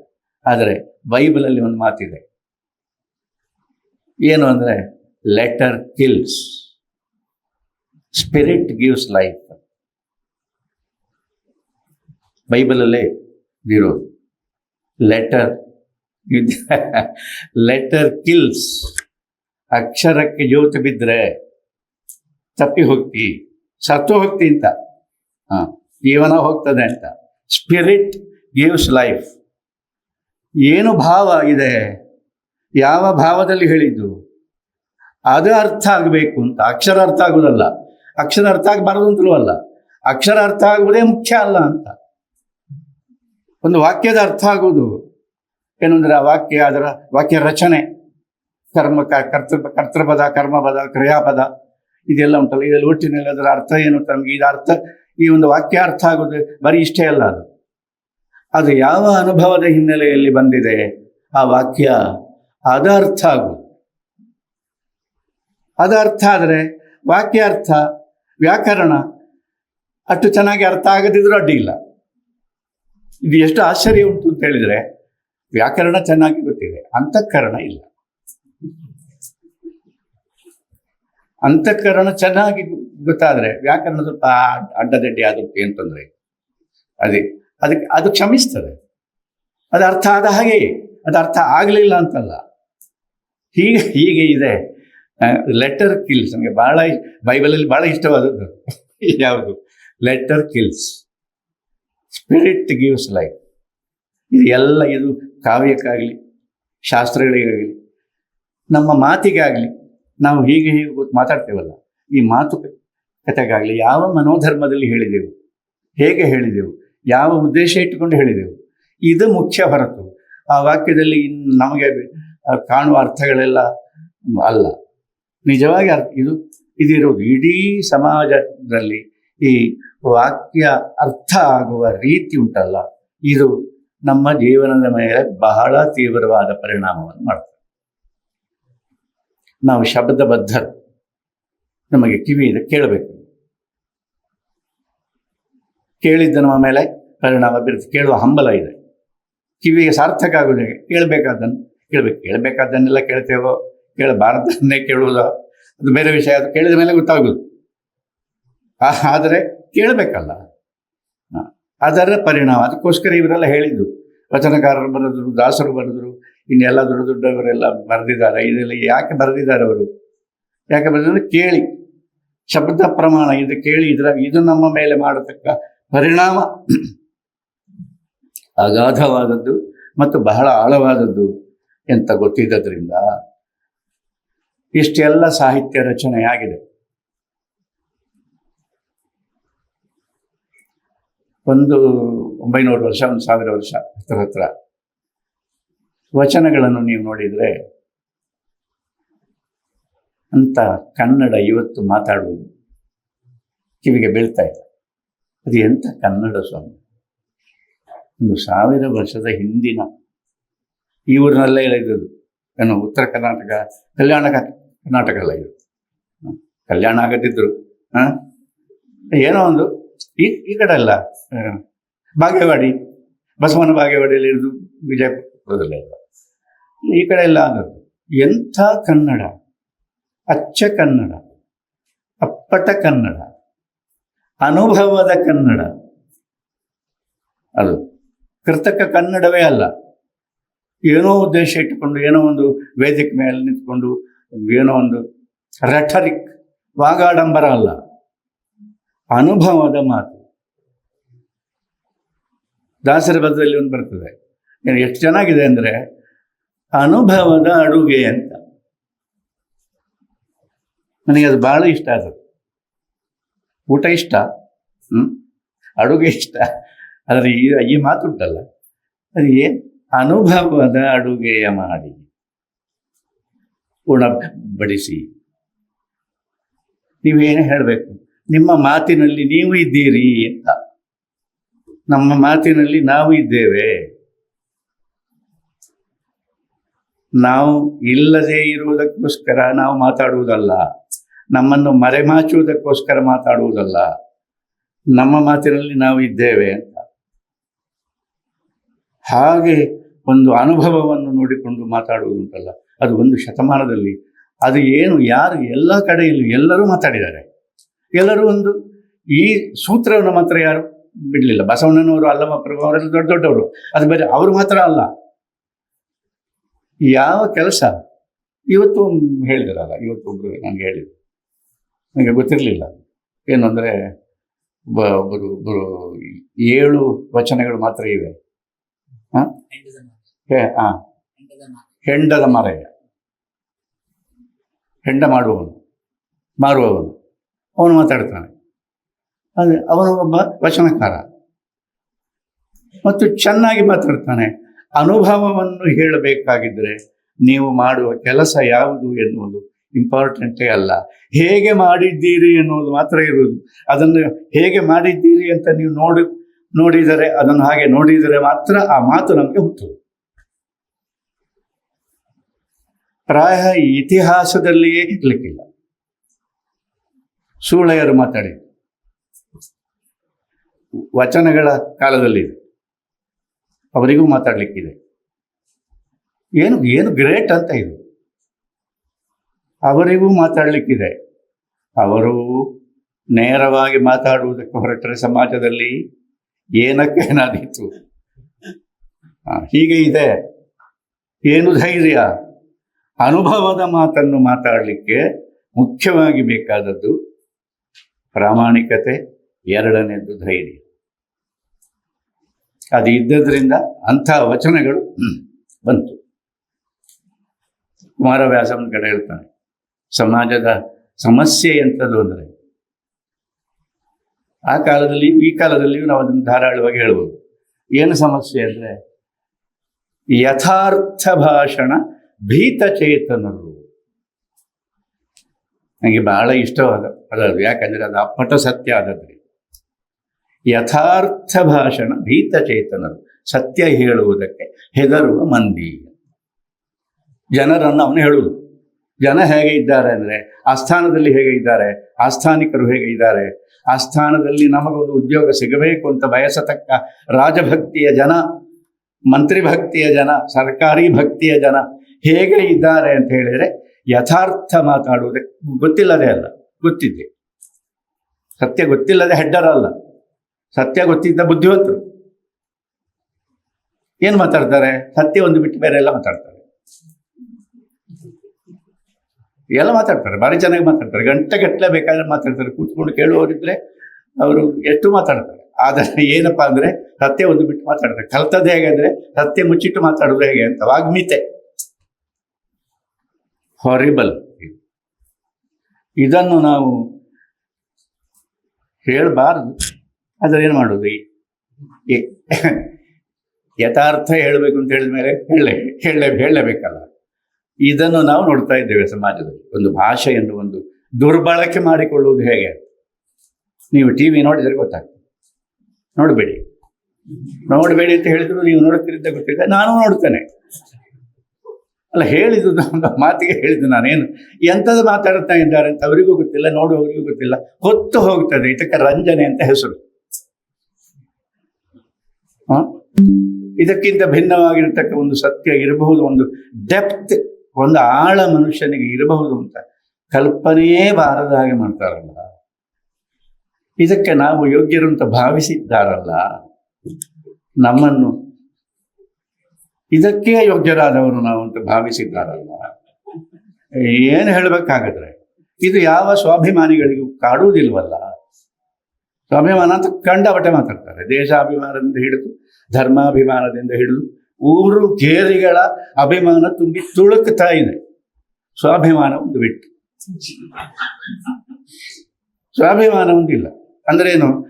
ನಮ್ಮನ್ನು ಹೇಗೆ ಭಾವಿಸಿದ್ದಾರೆ? ಕಪಟ ಮಾತಾಡ್ತಾ ಇದ್ದಾರೆ. ಅದರ ಅರ್ಥ ಏನು? ಕೇಳುವವರಿಗೆ ಅವರು ಹೇಗೆ ಬೆಲೆ ಕೊಟ್ಟಿದ್ದಾರೆ ಅಂತ ತಾನೇ ಅರ್ಥ.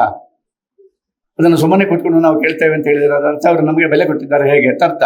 ಏನು ಮಾತಾಡಿರೋ ಆಗ್ತದೆ ಅಂತ, ಪ್ರಾಣಿಗಳ ಹಾಗೆ ಅಂತ ಅರ್ಥ. ಅದಕ್ಕೆ ಇದು ಅರ್ಥ ಆದವರು ಕೂಡ ನಗಾಡ್ತಾರಲ್ಲದೆ ಈ ಸ್ವಾಭಿಮಾನವೇ ಇಲ್ಲ. ಮತ್ತೆ ಉಳಿದದ್ದೆಲ್ಲ ಬೇಕಾದಷ್ಟೇ ಕಂಡ ಬಟ್ಟೆ ಇದೆ, ತಡ್ಕೊಳಿಕೆ ಸಾಧ್ಯ ಇಲ್ಲ. ಎಂಥ ಅವಸ್ಥೆ ಇದು! ಎಲ್ಲಿಂದ ಎಲ್ಲಿಗೆ ಬಂತು? ಯಾವುದು? 1000 ವರ್ಷ ಅಂತ ಇಟ್ಟುಕೊಳ್ಳಿ. ಕನ್ನಡದ ಹಿನ್ನೆಲೆ, ಆದಿ ಪುರಾಣ, ಆಮೇಲೆ ವಿಕ್ರಮಾರ್ಜುನ ವಿಜಯ, ವಡ್ಡಾರಾಧನೆ 1,000-1,500 ವರ್ಷಗಳ ಹಿಂದೆ ಆ ಕೃತಿಗಳು ರಚನೆಯಾಗಬೇಕಾಗಿದ್ದರೆ ಮತ್ತೆ 1,000 ವರ್ಷಗಳ ಹಿಂದಿನ ಸಿದ್ಧತೆ ಅದಕ್ಕೆ ಸಾಂಸ್ಕೃತಿಕವಾಗಿ ಬೇಕು. ಅದೆಲ್ಲ ಇತ್ತು. 2,000 ವರ್ಷ ಹೇಗೂ ಕೊಡಬಹುದು. ಬಂದು ಈಗ ನಾವು ನೋಡಿದ್ರೆ ಹಾಗೆ ಹೇಗಿರ್ಬೇಕ್ರಿ?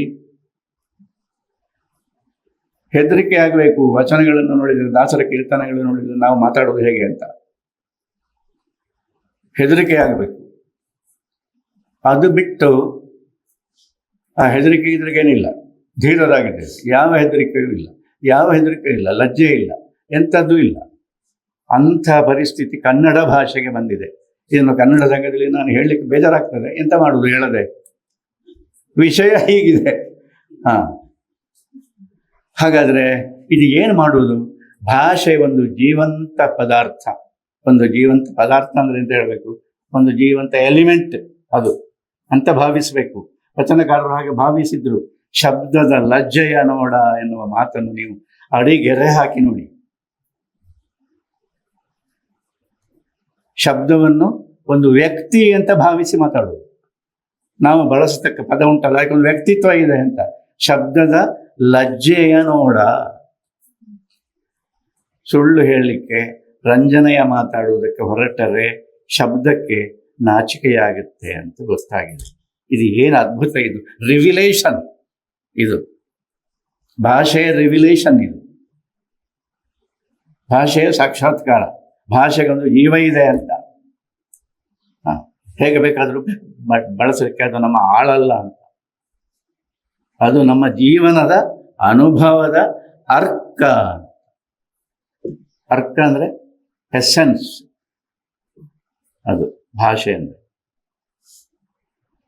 ಆದದ್ರಿಂದ ನನಗೆ ಆ ಪದ ಎಷ್ಟು ಇಷ್ಟ ಆಯ್ತು ಅಂತ, ಶಬ್ದದ ಲಜ್ಜೆಯ ನೋಡ ಅಂತ. ಅದು ಆಗಿ ಇದೆಲ್ಲ ನನ್ನ ಮನಸ್ಸಿನಲ್ಲಿ ಇದೆ. ತಯಾರು ಮಾಡಿದ್ದಲ್ಲ, ಮನಸ್ಸಿಗೆ ಬರುವುದು. ನಾನು ಟಿವಿ ನೋಡ್ತಾ ಇದ್ದೆ, ಆಗಲೂ ನನಗೆ ಇದೇ ನೆನಪಾಯಿತು. ಶಬ್ದಕ್ಕೆ ಎಷ್ಟು ನಾಚಿಕೆಯಾಗಬಹುದು ಅಂತ. ಶಬ್ದದ ಲಜ್ಜೆಯ ನೋಡ ಅಂತ ಆ ಕಾಲದಲ್ಲಿ ಹೇಳಿದ್ರೆ, ಈ ಕಾಲದಲ್ಲಿ ಕೂಡ ನಾವು ಕನ್ನಡ ಭಾಷೆಯ ಅವಸ್ಥೆ ಎಷ್ಟು ಲಜ್ಜೆ ಆಗ್ಬೋದು. ಅದಕ್ಕೆ ಕನ್ನಡ ಭುವನೇಶ್ವರಿ ಅಂತ ಹೇಳ್ತೇವೆ. ಎಲ್ಲ ಹೌದು, ಅದೆಲ್ಲ ಹೌದು, ಎಲ್ಲ ಒಪ್ಪಿಕೊಂಡೇ ನಾವು ಹೇಳೋದು. ಇವತ್ತಿನ ಪರಿಸ್ಥಿತಿ ಎಂಥದ್ದು ಅಂತ. ಸತ್ಯ ಗೊತ್ತಿದ್ದು ಸತ್ಯ ಹೇಳದೇ ಇದ್ದ ಮೇಲೆ ನಾವು ಮತ್ತೆ ಎಂಥದ್ದು ಅಂತ ಹೇಳುವುದು? ನಮಗೆ ಭಾಷಾಭಿಮಾನ ಉಂಟು ಅಂತ ಎಂಥದ್ದು ಅಂತ ಹೇಳುವುದು? ಹಾರಿಬಲ್ ಸಂಗತಿ. ಹೀಗಾಗಿದೆ. ಇದು ಎಲ್ಲ ಕಾಲದಲ್ಲಿ ಇತ್ತು ಮಾತ್ರ ಆಶ್ಚರ್ಯ. ಯಾವುದು ಈ ಕಾಲದಲ್ಲಿ ಮಾತ್ರ ಅಲ್ಲ, ಈ ಕಾಲದಲ್ಲಿ ಮಾತ್ರ ಹೇಳ್ತಾ ಇದ್ದೀರಿ ನೀವು ಕಲಿಕಾಲ ಹೈಲೈಟ್. ಇಲ್ಲ, ಎಲ್ಲ ಕಾಲದಲ್ಲಿ ಇತ್ತು. ಇದು ವಚನಕಾರರ ಕಾಲದಲ್ಲಿಯೂ ಇತ್ತು.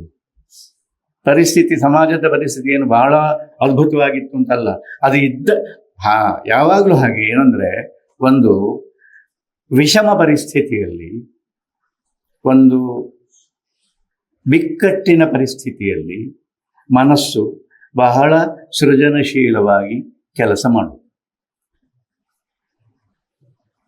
ಇದು ನನಗೆ ಯಾವಾಗಲೂ ಬಹಳ ಆಶ್ಚರ್ಯ ಅಂದರೆ,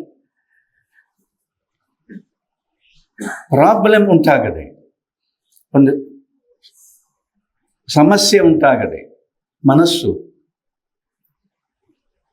ಸರಿಯಾಗಿ ಎಲ್ಲ ಸಾಮರ್ಥ್ಯವನ್ನು ಉಪಯೋಗಿಸಿ ಕೆಲಸ ಮಾಡೋದಕ್ಕೆ ಹೊರಡುದು. ಕಷ್ಟ ಬಂದಾಗ ಮಾತ್ರ, ಒಂದು ಇಶ್ಯೂ ಬಂದರೆ, there is a problem, one has to face it. ಒಂದು ಪ್ರಾಬ್ಲಮ್ ಇದೆ, ಆಗ ಮಾತ್ರ. ನೆಮ್ಮದಿಯಲ್ಲಿದ್ದಾಗ, ಬಹಳ ಚೆನ್ನಾಗಿದೆ, ಏನು ಪ್ರಾಬ್ಲಮೇ ಇಲ್ಲ, ಏನೂ ಇಲ್ಲ ಅಂತ ಇದ್ದಾಗ ಹೇಗಿರ್ತೇವೆ? ಜಡವಾಗಿರ್ತೇವೆ. ಮನಸ್ಸು ಬಹಳ ಜಡವಾಗಿರ್ತದೆ. ಅದು ನಮಗೆ ಬೇಕಾಗಿದೆ. ಮನಸ್ಸು ಜಡವಾಗಿರುವುದು, ಮಹಾಭಾರತದ ಕಥೆ ಇದೆ. ಮಹಾಭಾರತದಲ್ಲಿ ಒಂದು ಕಥೆ ಇದೆ, ಅದು ತುಂಬ ಇದೆ ಕಥೆ. ಒಂದು ಕಥೆ ವ್ಯಾಸರು ಹೇಳಲೇಬೇಕಾದದ್ದು ಅಂತ ಒಂದು ಬರೆದದ್ದು, ಉದ್ದೇಶ ಇಟ್ಟುಕೊಂಡು ಹೇಳಿ ಒಂದು ಕಥೆ ಇದೆ. ಅದೇನು ಗೊತ್ತುಂಟ? ಸುಮ್ಮನೆ ನಾವು ಈ ಮಹಾಭಾರತ, ಆಮೇಲೆ ವ್ಯಾಸರು, ಆಮೇಲೆ ಭಗವದ್ಗೀತೆ ಅಂತ ಹೇಳಿದ ಕೂಡಲೇ ಇದು ವೈದಿಕರ ಸಂಚು ಅಂತ ಭಾವಿಸ್ಬೇಡಿ. ತುಂಬ ಒಳ್ಳೆ ವಿಷಯಗಳು ಅದರಲ್ಲಿ ಇದೆ. ಏನು, ಯುದ್ಧ ಎಲ್ಲ ಮುಗಿದಿದೆ ಸದ್ಯ,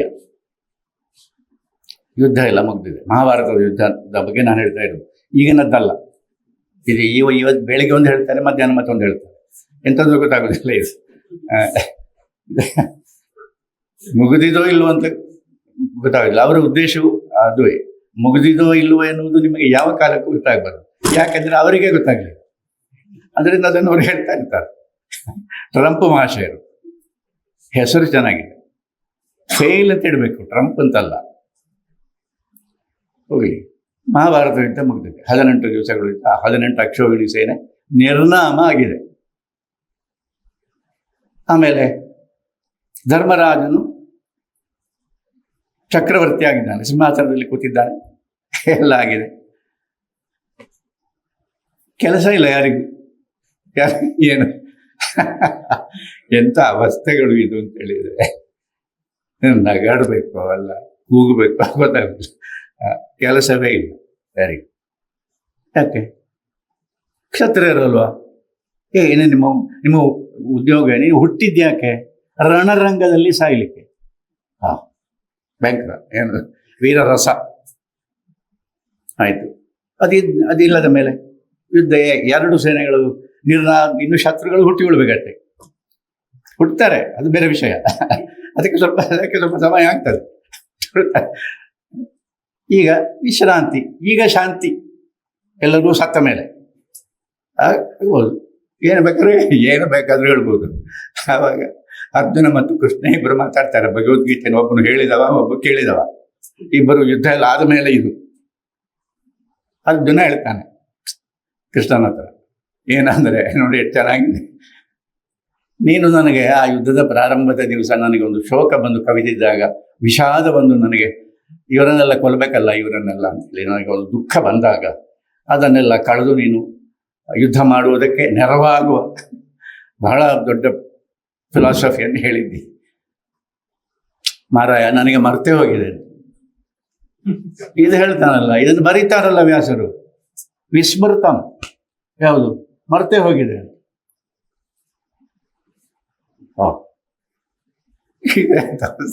ಮರ್ತು ಹೋಗಿದೆ. ಕೃಷ್ಣನಿಗೆ ಸಿಟ್ಟು ಬರ್ತದೆ ಮೆಲ್ಲಗೆ. ಆಮೇಲೆ ಹೇಳ್ತಾನೆ ಅರ್ಜುನ, ಒಂದು ಮರ್ತು ಹೋಗಿದೆ. ಎರಡನೇದು ಏನಂದ್ರೆ, ಈಗ ಯಾವ ಸಮಸ್ಯೆನೂ ಇಲ್ಲ, ಯುದ್ಧವೇ ಇಲ್ಲಲ್ಲ, ಮುಗಿದಿದೆ ಅಲ್ಲ.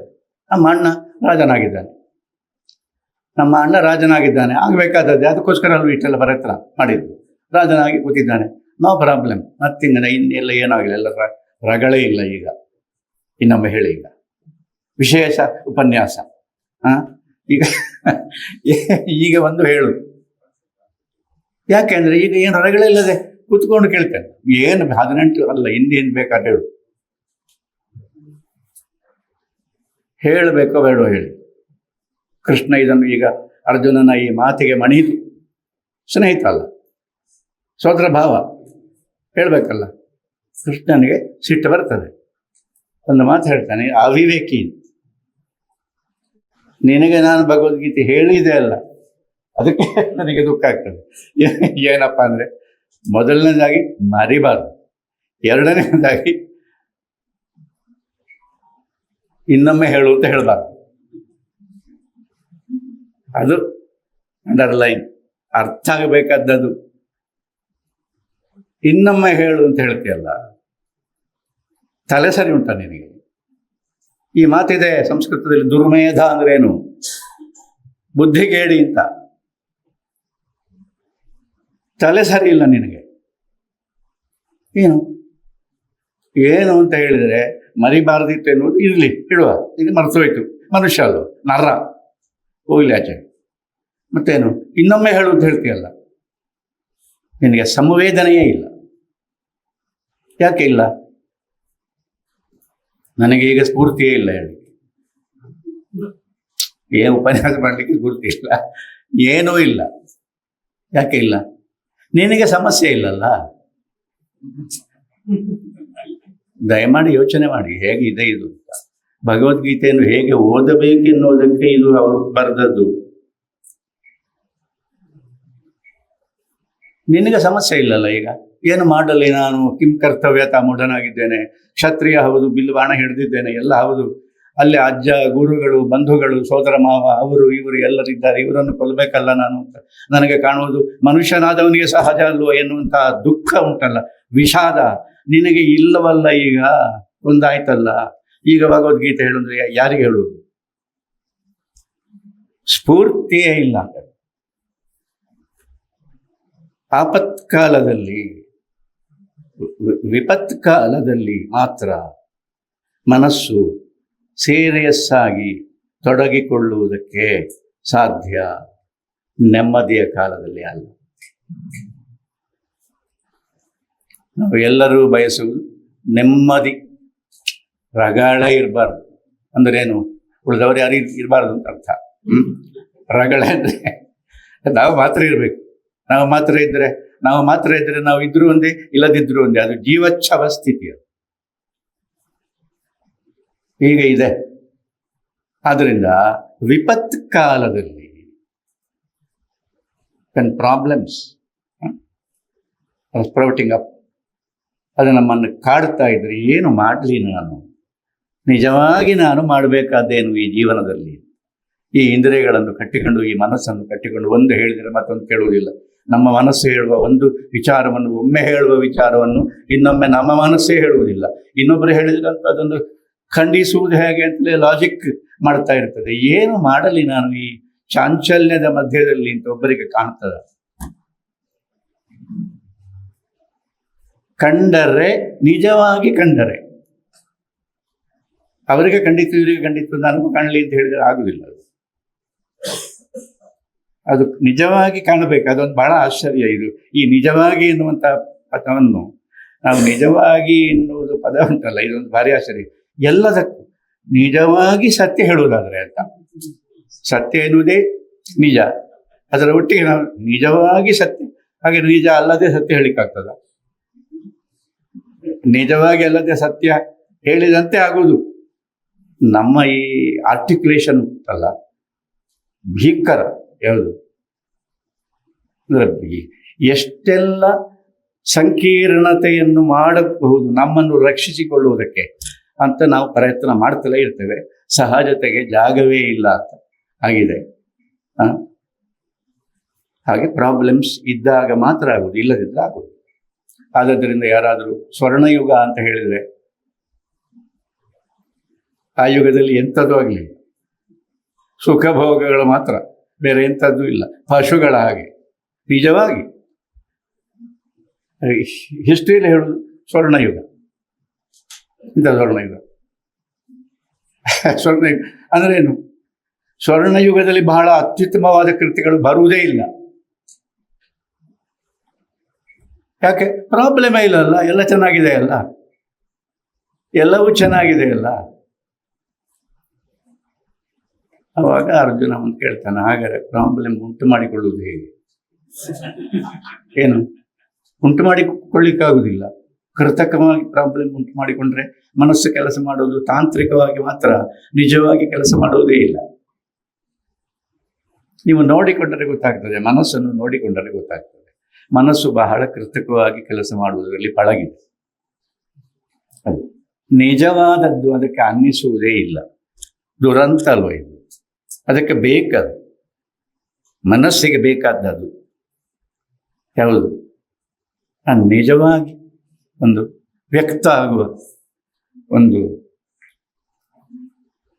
ಜೀವಂತಿಕೆ, ಇನ್ನೊಬ್ಬರನ್ನು ಮೆಚ್ಚಿಸ್ಲಿಕ್ಕಲ್ಲ, ನಮ್ಮ ಸ್ವಾರ್ಥ ಸಾಧಿಸಲಿಕ್ಕಲ್ಲ, ಇನ್ನೊಂದು ಜೀವವನ್ನು ತನ್ನ ಸ್ವಾರ್ಥಕ್ಕೆ ಬಳಸಿಕೊಳ್ಳುವುದು ಹೇಗೆ ಅಂತ 24 ಗಂಟೆ ಯೋಚನೆ ಮಾಡಲಿಕ್ಕಲ್ಲ. ಅಲ್ಲವೇ ಅಲ್ಲ. ಮತ್ತೆ ಏನು ಅದು? ಅದು ಏನಿದು ಅಂತ, ಇದು ಪ್ರಾಬ್ಲಮ್ ಏನು ಅಂತ. ಅದಕ್ಕೆ ಕೃಷ್ಣ ಒಂದು ಮಾತು ಹೇಳಿದ್ದ, ಶತ್ರು ಯಾರೂ ಇಲ್ಲ, ನಿನಗೆ ನೀನೇ ಶತ್ರು, ನಿನಗೆ ನೀನೇ ಮಿತ್ರ ಅಂತ. ಇನ್ನೊಬ್ಬ ಶತ್ರು ಅಂತ ಭಾವಿಸಿದ್ರೆ ನಾವು ಅವನನ್ನು ಮುಕ್ತಾಯ ಮಾಡುವುದು ಹೇಗೆ ಅಂತ ಯೋಚನೆ ಮಾಡ್ತಾ ಇರ್ತೇವೆ. ಅದಕ್ಕೆ ಬೇಕಾದ ನಿನಗೆ ನೀನೇ ಶತ್ರು. ಆತ್ಮನ್ನೇವ ಆತ್ಮನ ಬಂಧು, ಆತ್ಮ ಇವ ರಿಪುರಾತ್ಮನ. ಮನುಷ್ಯನಿಗೆ ಮನುಷ್ಯನೇ ಶತ್ರು, ಮನುಷ್ಯನಿಗೆ ಮನುಷ್ಯನೇ ಬಂಧು. ಇದು ನಮಗೆ ಗೊತ್ತಾಗಬೇಕು. ಆದ್ದರಿಂದ ಪ್ರಾಬ್ಲಮ್ ಇರುವುದು ನಮ್ಮಲ್ಲಿ, ಇದು ಯಾವಾಗಲೂ ಇದೆ. ಇದಕ್ಕೇನು ಕುರುಕ್ಷೇತ್ರ ಬರಬೇಕು, ದ್ವಾಪರ ಯುಗ ಅದಿಯಲ್ಲಿ ಏನೂ ಇಲ್ಲ. ಇದು 12ನೇ ಶತಮಾನದಲ್ಲಿ ಇತ್ತು. ಇದು ಈ ಪ್ರಾಬ್ಲಮ್ ಇತ್ತು. ನಮಗೆ ನಾವೇ ಶತ್ರುಗಳು ಅಂತ ಗೊತ್ತಾಗಿದೆ. ನಮಗೆ ನಾವೇ ಮಿತ್ರರಾಗಬಲ್ಲೆವು ಅಂತ ಗೊತ್ತಾಗುವುದು ಯಾವಾಗ ಅಂದರೆ, ಶತ್ರುಗಳು ಆಗಿದ್ದೇವೆ ನಮಗೆ ನಾವೇ ಅಂತ ಗೊತ್ತಾಗುವಾಗ. ಇದನ್ನೆಲ್ಲ ಅನುಭವಿಸಿದ್ದಾರೆ ಬಸವಣ್ಣ, ಉಳಿದ ಎಲ್ಲರೂ ಕೂಡ, ದಾಸರು ಕೂಡ, ಎಲ್ಲರೂ ಇದನ್ನು ಬಹಳ ಸೀರಿಯಸ್ ಆಗಿ ಅನುಭವಿಸಿದ್ರಿಂದ ಅವರ ಫಿಲಾಸಫಿ ಆಗಲಿ, ಅವರ ಸಾಹಿತ್ಯ ಆಗಲಿ, ಅದು ಅನುಭವದ ಅಡುಗೆ ಆಗಿದೆ. ಆದದ್ರಿಂದ ಅದಕ್ಕಿರುವ ಸೃಜನ ಸಾಮರ್ಥ್ಯ ಎಂಥದ್ದು ಅಂದರೆ, ಇವತ್ತಿಗೆ ಕೂಡ ನೀವು ಅದನ್ನು ಅಧ್ಯಯನ ಮಾಡಿದರೆ, ಅದನ್ನು ನೋಡಿದರೆ ಬೆರಗಾಗ್ತದೆ. ನಿಮ್ಮ ಮನಸ್ಸನ್ನೇ ಅದು ಬದಲಾಯಿಸ್ತದೆ. ಹೀಗೂ ಇದೆ, ಹೀಗೂ ಒಂದು ಬಳಸುವುದಕ್ಕೆ ಸಾಧ್ಯವಾದ ದೇವರ ಬಗೆಗೆ 1000 ಮಾತುಗಳಿವೆ. ಬಸವಣ್ಣ ಹೇಳಿದ ಒಂದು ಮಾತು, ಕೂಡಲ ಸಂಗನ ನಿಲುವು ಕನ್ನೆಯ ಸ್ನೇಹದಂತಿತ್ತು.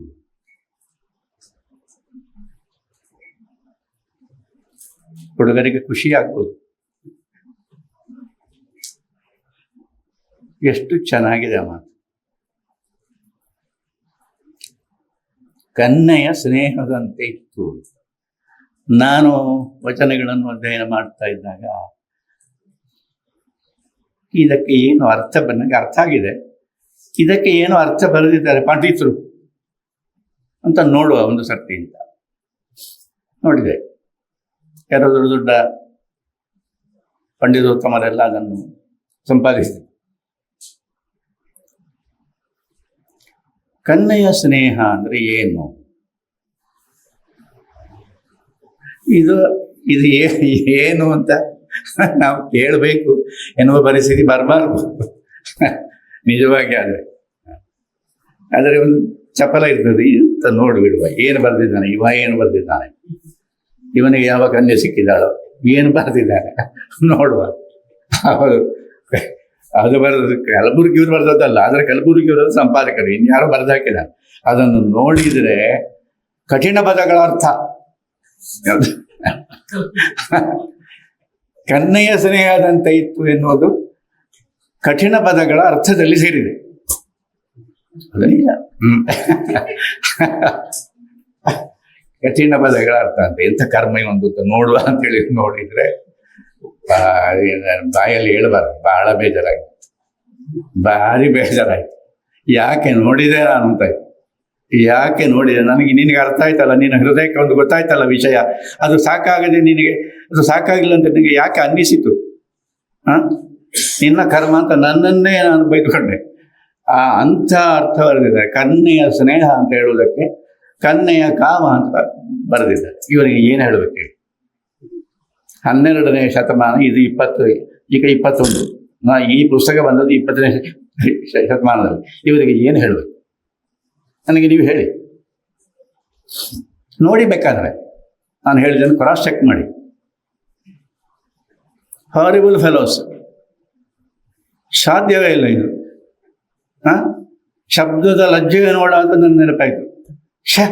ಹೀಗೂ ಒಂದು ಅರ್ಥ ಹೇಳ್ತಾರಲ್ಲ. ಹಾಗಾದ್ರೆ ಕನ್ನೆಯ ಸ್ನೇಹ ಇನ್ನೋಸೆನ್ಸ್ ಅಂತ, ನಥಿಂಗ್ ಬಟ್ ಇನ್ನೋಸೆನ್ಸ್ ಅಂತ. ಏನು ಮುಗ್ಧತೆ ಅಂತ, ಮುಗ್ಧತೆ. ಅದು ಮುಗ್ಧತೆಯ ಲಕ್ಷಣ ಎಂಥದ್ದು ಅಂದರೆ, ಯಾವುದೋ ಒಂದು ಜೀವ ತನ್ನನ್ನು ದುರ್ಬಳಕೆ ಮಾಡಿಕೊಳ್ಳಿಕ್ಕೆ ಬಯಸ್ತದೆ ಎನ್ನುವುದನ್ನು ನಂಬದೇ ಇರುವುದು.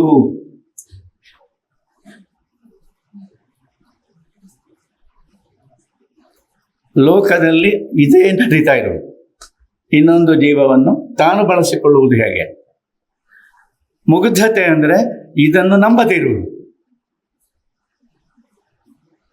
ಇದನ್ನು ಹೇಳುವುದು ದೇವರಿರುವುದು ಹೀಗೆ ಅಂತ.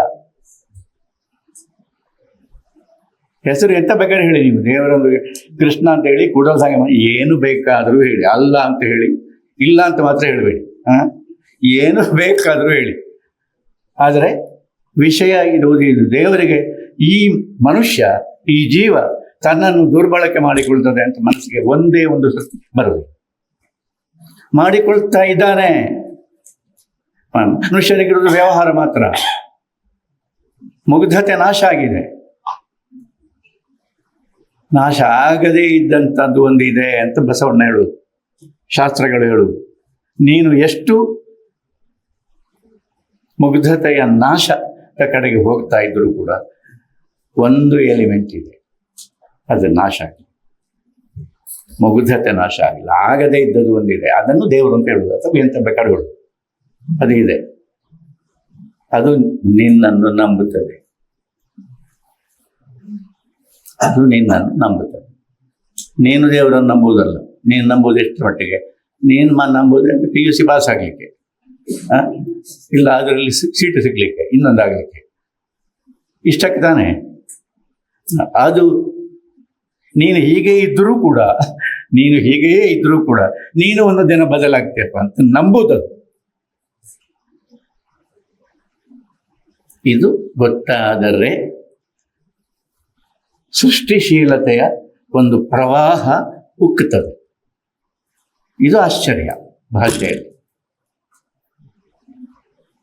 ಲೆಕ್ಕಾಚಾರ ಮಾತ್ರ ಮಾಡ್ತಾ ಇದ್ರೆ, ಟೆಕ್ನಿಕಲ್ ಆಗಿ ಮಾತ್ರ ಯೋಚನೆ ಮಾಡ್ತಾ ಇದ್ರೆ, ತಾಂತ್ರಿಕವಾಗಿ ಮಾತ್ರ ಯೋಚನೆ ಮಾಡ್ತಾ ಇದ್ರೆ, ಪರವಿರೋಧಗಳಲ್ಲಿ ಮಾತ್ರ ಭಾಷೆಯನ್ನು, ಆಲೋಚನೆಗಳನ್ನು ಬಳಸ್ತಾ ಇದ್ರೆ ಸೃಜನಶೀಲತೆ ಬರುವುದೇ ಇಲ್ಲ.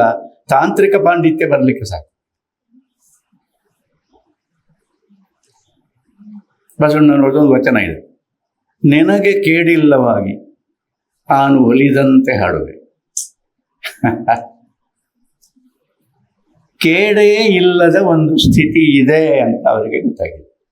ಕೇಡಿನ ಮಧ್ಯದಲ್ಲಿಯೇ ಗೊತ್ತಾಗುವುದು, ರಣರಂಗದಲ್ಲಿಯೇ ಗೊತ್ತಾಗುವುದು,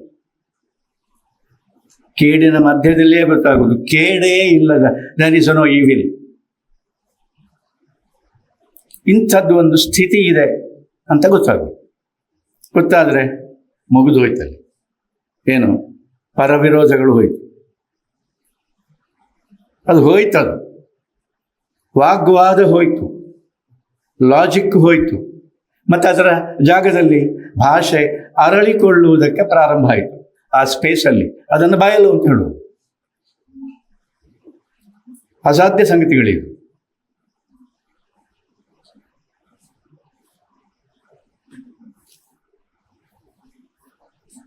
ಆದ್ದರಿಂದ ಅಷ್ಟು 15,000 ವಚನಗಳು ಅಷ್ಟು ಬರೆಯುವುದಕ್ಕೆ ಸಾಧ್ಯ ಆಯಿತು. ಅದು ಕೂಡ ಏನು, ಈಗ ಇದೆ ಈವಿಲ್ ಇಲ್ಲ ಅಂತ, ಕೆಟ್ಟದ್ದೆನ್ನುವುದು ಇಲ್ಲ ಅಂತ, ಪರ ವಿರೋಧ ಎನ್ನುವುದು ಬಿದ್ದು ಹೋಗ್ತದೆ ಅಂತ. ಇದು ಒಂದು ಸ್ಥಿತಿ. ಈ ಸ್ಥಿತಿ ಗೊತ್ತಾಗುವುದು ಈವಿಲಿನ ಮಧ್ಯದಲ್ಲಿ. ಇದು ವಿಚಿತ್ರ, ಏನು ಮಾಡಲಿಕ್ಕೆ ಸಾಧ್ಯ ಇಲ್ಲ. ರಣರಂಗದಲ್ಲಿ ಎಲ್ಲ ನಮ್ಮಲ್ಲಿ ಕ್ಷತ್ರಿಯರಿಗೆ ಏನು ಅಂತ ಕೇಳಿದರೆ, ಏನು ನಿನ್ನ ಮೌಲ್ಯ ಯಾವುದು ಅಂತ ಹೇಳಿದರೆ, ಕ್ಷತ್ರಿಯ ಅಂತ ಒಪ್ಪಿದ್ರೆ ಪ್ರತಿಯೊಬ್ಬರು ಬಯಸುವುದು ಕ್ಷತ್ರಿಯರಾಗ್ಲಿಕ್ಕಲ್ಲ, ವೀರರ ಸಾಲು. ಕ್ಷತ್ರಿಯನ ಮೌಲ್ಯ ಯಾವುದು ಅಂತ ಹೇಳಿದ್ರೆ ರಣರಂಗದಲ್ಲಿ ಸಾಯುವುದು. ಮನೆಯಲ್ಲಿ ಅಲ್ಲ, ಮನೆಯಲ್ಲಿ ಸಾಯಬಾರದು ಅಂತ ಲೆಕ್ಕ ಶಾಸ್ತ್ರ. ಮನೆಯಲ್ಲಿ ಸಾಯಬಾರದು. ರೋಗ ಬಂದು, ವೃದ್ಧಾಪ್ಯ ಬಂದು ಮನೆಯಲ್ಲಿ ಬೇರೆಯವರಿಂದ ಸೇವೆ ಮಾಡಿಸಿಕೊಂಡು ಮನುಷ್ಯ ಹಾಸಿಗೆ ಮೇಲೆ ಸಾಯಬಾರದು. ಕ್ಷತ್ರಿಯನಾದವ ಸಾಯಬಾರದು. ಸಾಯುವ ಹೊತ್ತಿಗೆ ಆದರೆ ಅವನು ಕೊಂಡೋಗಿ ಅಲ್ಲಿ ಹಾಕಿ ಸಾಯಬಾರದು. ಮತ್ತೇನು, ಮನೆಯಲ್ಲಿ ಸಾಯಬಾರ್ದು. ಮತ್ತೆ ಏನು ಮಾಡಬೇಕು? ರಣರಂಗದಲ್ಲಿ ಸಾಯಬೇಕು. ಹೋರಾಟ ಮಾಡುತ್ತಾ ಕಾದಾಡುತ್ತಾ ಸಾಯಬೇಕು. ಹಾಗಾದ್ರೆ ನಾವೆಂತ ಮಾಡುವುದು? ಏನಿಲ್ಲ. ಮತ್ತೇನು, ಮನೆಯನ್ನೇ ಒಂದು ರಣರಂಗ ಮಾಡಿದ್ರೆ ಮನೆಯನ್ನೇ ಒಂದು ರಣರಂಗ ಮಾಡಿದರೆ ಮನೆಯಲ್ಲಿ ಸತ್ತರೆ ರಣರಂಗದಲ್ಲಿ ಸತ್ತ ವೀರ ಸ್ವರ್ಗವೇ, ಮತ್ತೆ ಬೇರೆ ಏನಿಲ್ಲ. ಮನೆಯವರು ಕಾಯ್ತಾ ಇರ್ತಾರೆ, ಇವರು ಯಾವಾಗ ವೀರ ಸ್ವರ್ಗಕ್ಕೆ ಹೋಗ್ತಾರೆ. ಸ್ವರ್ಗಸ್ಥರಾದರು ಎನ್ನುವುದು ದುಃಖದಾಯಕವಾದ ಸಂಗತಿ. ಹೀಗೆ ಇದೆ. ಹೀಗೆ ಮೌಲ್ಯಗಳು ಉಂಟಲ್ಲ, ಇದು ರಾಜ್ಯ ಸಂಗತಿಗಳು. ಇದು ಭಾಷೆಗೆ ಒಂದು ಜೀವ ಇದೆ ಅಂತ ನೀವು ಮಿಡಿಯುವುದಕ್ಕೆ ಹೊರಟರೆ ಮಾತ್ರ ತಿಳಿಯತಕ್ಕ ಸಂಗತಿಗಳು. ಇಲ್ಲದೇ ಇದ್ರೆ ವಚನಗಳ ಅರ್ಥ, ಕೀರ್ತನೆಗಳ ಅರ್ಥ, ಮತ್ತೊಂದರ ಅರ್ಥ, ಆಮೇಲೆ ಸಾರಾಂಶ ನಮಗೆ ಪಾಠ ಮಾಡ್ತಿದ್ರು ಎಂದ ಸಾರಾಂಶ, ಕಠಿಣ ಪದಗಳ ಅರ್ಥ. ಅರ್ಥದವರಿಗೆ ಎಷ್ಟು ಸಾರಾಂಶ ಬರೀಲಿಲ್ಲ, ಬರಲಿ ಫಸ್ಟ್ ರ್ಯಾಂಕ್, ರೈಟ್. ಅದು ಬೇರೆ ವಿಷಯ. ನನ್ನದು ಪುರಂದರದಾಸರದ್ದು ಕನಕ, ಅದು ಬೇರೆ ವಿಷಯ. ಅವರು ಕಲ್ತು ಬರೆದದಲ್ಲ, ಅವರು ಇನ್ಯಾರದ ಒಂದು ಸಾರಾಂಶ ನೋಡಿ ಬರೆದದಲ್ಲ, ಅವರು ಓದಲೇ ಇಲ್ಲ ಹೆಚ್ಚು. ಅದರಿಂದಲೇ ಗೆದ್ದರು, ಎಂತ ಆಶ್ಚರ್ಯ ಅಲ್ಲ. ಇದು ನಮಗೆ ಅರ್ಥ ಆದರೆ ಹೆಚ್ಚು ಓದಲೇ ಇಲ್ಲ, ಹೆಚ್ಚು ಕಲೀಲೇ ಇಲ್ಲ. No PhD, nothing, no DLitt, nothing of that sort. ಮತ್ತೇನು, ಮ್ಯಾನ್ ಆಫ್ ವಿಸ್ಡಮ್. ಕಲಿಯದೆ ಅದು ಜೀವನದಲ್ಲಿದೆ. ಜೀವನವನ್ನು ಹಾಗೆ ನೋಡಿದರೆ ಗೊತ್ತಾಗ್ತದೆ. ವ್ಯವಹಾರವೇ ಆದರೆ ಆ ಅಮೂಲ್ಯ ಅರ್ಕ ಉಂಟಲ್ಲ, ಕಳೆದು ಹೋಗ್ತದೆ. ಅದು ಮೌಲ್ಯ. ಅದನ್ನು ಸಾಹಿತ್ಯ ಎಲ್ಲ ಕಾಲದಲ್ಲಿಯೂ ಎತ್ತಿ ಹಿಡಿದಿದೆ. ನಮಸ್ತೆ.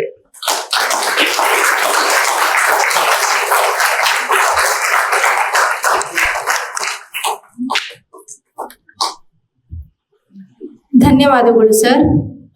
ಸರ್, ತಮ್ಮ ತತ್ವಜ್ಞಾನ, ದಾರ್ಶನಿಕತೆ ಹಾಗೂ ಕನ್ನಡ ಭಾಷೆಯ ಚಿಂತನೆಗಳು ನಮ್ಮ ಜೀವನಕ್ಕೆ ಮಾದರಿಯಾಗಲಿವೆ. ಈಗ ಒಂದು 10 ನಿಮಿಷ ಅವಧಿ ಸಂವಾದ ಇದೆ. ಪ್ರಶ್ನೆಗಳಿದ್ರೆ ನೇರವಾಗಿ ಕೇಳಬಹುದು. ತೊಳ್ಪಾಡಿ ಸರ್ ಅವರು ಮಾತಾಡ್ತಾರೆ. ಮಾತಾಡಿದಲ್ಲ ಅಷ್ಟೇ ವಾಸ್ತವದಲ್ಲಿ ಏನಿದೆ ಗೊತ್ತು, ಔಷಧಿ ಗುಣಗೆ ಗೊತ್ತು. ಆದ್ರೆ ಈ ಸಾಹಿತ್ಯ ಬದಲಾವಣೆ ಆಗ್ತಾ ಇರೋದು ಒಂದು ಮಾತಿದೆ.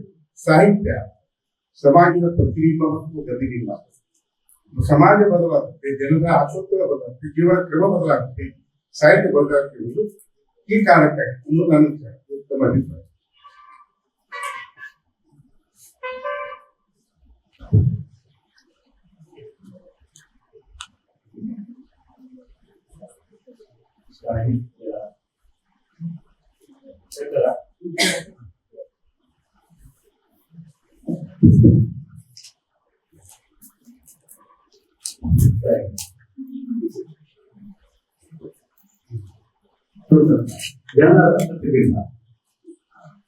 ಅಂದ್ರೆ ಏನು? ಜನರ ಮನಸ್ಸಿನ ಪ್ರತಿಬಿಂಬ. ಸೊ ಯಾವುದೀಗ ಮೂಲ ಯಾವುದು? ಹ? ಮನಸ್ಸು ಮೂಲ ಯಾವುದು? ಸಮಾಜವು ಸಾಹಿತ್ಯವು ಸಮಾಜದ ಪ್ರತಿಬಿಂಬ. ಓಕೆ, ಸ್ಲೋಗನ್ ಅದು. ಸಮಾಜವು ಯಾವುದರ ಪ್ರತಿಬಿಂಬ? ಜನರ ಪ್ರತಿಬಿಂಬ. ಜನರು ಯಾವುದರ ಪ್ರತಿಬಿಂಬ? ತಮ್ಮ ಮನಸ್ಸಿನ ಪ್ರತಿಬಿಂಬ. ಸೊ ಮೂಲ ಯಾವುದು? Your mind. ಈಗ ನೀವು ಇಲ್ಲಿ ಕೂತಿದ್ದೀರಿ, ನೀವು ಸಮಾಜವ, ನೀವು ಸಾಹಿತ್ಯವ, ನೀವೆಂಥದ್ದು? Your mind. ಮೈಂಡ್ ನಾನು ನನ್ನ ಮನಸ್ಸು ಇಷ್ಟೇ ಇರುವುದು ಇಲ್ಲಿ. ದಟ್ ಇಸ್ ದ ಪ್ರೈಮರಿ ಮನಸ್ಸು. ಹಾಗಿರುವಾಗ ಮನಸ್ಸನ್ನೇ ಉದ್ದೇಶಿಸಿ ನಾವು ನಮ್ಮಲ್ಲಿ ಮಾತಾಡ್ತೇವಲ್ಲ, ನಮ್ಮಲ್ಲಿ ಬೇರೆ ಯಾರ ಹತ್ರ ಅಲ್ಲ, ಬೇರೆ ಯಾರ ಹತ್ರ ಮಾತಾಡೋದಕ್ಕೆ ಸಾಧ್ಯ ಆಗದೆ ಇರೋದನ್ನೆಲ್ಲ ನಮ್ಮಲ್ಲಿ ಮಾತಾಡ್ತಾ ಇರ್ತೀವಿ. ಪ್ರತಿಯೊಬ್ಬರು ಪ್ರತಿಯೊಬ್ಬರು ಭಯಂಕರವಾದಿಗಳು ಎಲ್ಲಿ ತಮ್ಮಲ್ಲೇ ಮಾತಾಡ. ನೀವು ಯಾವ ಪೊಸಿಷನ್ ಅಲ್ಲಿ ಬೇಕಾದ್ರೂ ನಿಮ್ಮ ಮನಸ್ಸನ್ನು ನೀವು ನೋಡಿಕೊಂಡಾಗ ಉಳಿದದ್ದೆಲ್ಲ ಮರೆಯಾಗ್ತದೆ. ಜೀವಂತವಾಗಿರುವುದು ಮನಸ್ಸು. ಅದನ್ನು ಜೀವಂತವಾಗಿರುವ ಪ್ರಯತ್ನ ಹೇಗೆ? ಎಲ್ಲ ಕೃತಜ್ಞತೆಯಿಂದ ಅದನ್ನು ಬಿಡಿಸಬೇಕು. ಕೃತಜ್ಞತೆ ನಮ್ಗೆ ಅಭ್ಯಾಸ ಆಗಿದೆ. ಆ ಅಭ್ಯಾಸದಿಂದ ಬಿಡುಗಡೆ ಆಗುವುದು ಬಹಳ ಕಷ್ಟ. ಯಾವುದೊಂದು ಅಭ್ಯಾಸ ಇರ್ತದೆ, ಚಟ ಇರ್ತದೆ, ಬೆಳಿಗ್ಗೆ ಹಾಕ್ಬಿಡಿದ್ರು ತಪ್ಪು ಬೆಳಗ್ಗೆ ಪ್ರಶ್ನೆ ಇಲ್ಲ. ಅದು ಅಭ್ಯಾಸ ಆಗಿದೆ ಅಷ್ಟೇ. ಅಭ್ಯಾಸದಿಂದ ಬಿಡುಗಡೆ ಆಗುವುದು ಕಷ್ಟ ಸಾಧ್ಯ. ಮನಸ್ಸಿಗೆ ಅಭ್ಯಾಸ ಆಗಿದೆ ಕೃತಜ್ಞವಾಗಿ ಬದುಕು, ಇನ್ನೊಬ್ಬರಿಗಾಗಿ ಬದುಕು, ಇನ್ನೊಬ್ಬರನ್ನು ಮೆಚ್ಚಿಸುವುದಕ್ಕೋಸ್ಕರ ಬದುಕು, ನನಗಾಗಿ ಬದುಕುವುದು ಹೇಳುವುದು ಗೊತ್ತೇ ಆಗದೆ ಹೋಗಿದೆ, ದುರಂತವಾಗಿದೆ. ಇದನ್ನೆಲ್ಲ ಸಾಹಿತ್ಯ ಹುಟ್ಟಬೇಕಾದದ್ದು. If mind is most important. ಯಾವುದು ಮಾಡಬೇಕಾದ ಮನಸ್ಸನ್ನು ಜೀವಂತವಾಗಿಡಬೇಕಾಗಿದ್ದರೆ ಕೃತಜ್ಞತೆಯಿಂದ ಪಾರಾಗಬೇಕು. ಸುಳ್ಳು ಹೇಳಬಾರ್ದು, ಸತ್ಯ ಹೇಳಬೇಕು. ಅದನ್ನು ಸತ್ಯ ಹೇಳಬೇಕು, ಹೆದರಬಾರದು. ಅದನ್ನು ಮಾಡಿದರೆ ಸಮಾಜ ತನ್ನಿಂದ ತಾನೇ ಸರಿ. ಸತ್ಯ ಹೇಳುವುದಿಲ್ಲ ಎನ್ನುವುದರಿಂದಲೇ ಸಮಾಜ ಹೀಗಿರುವುದು.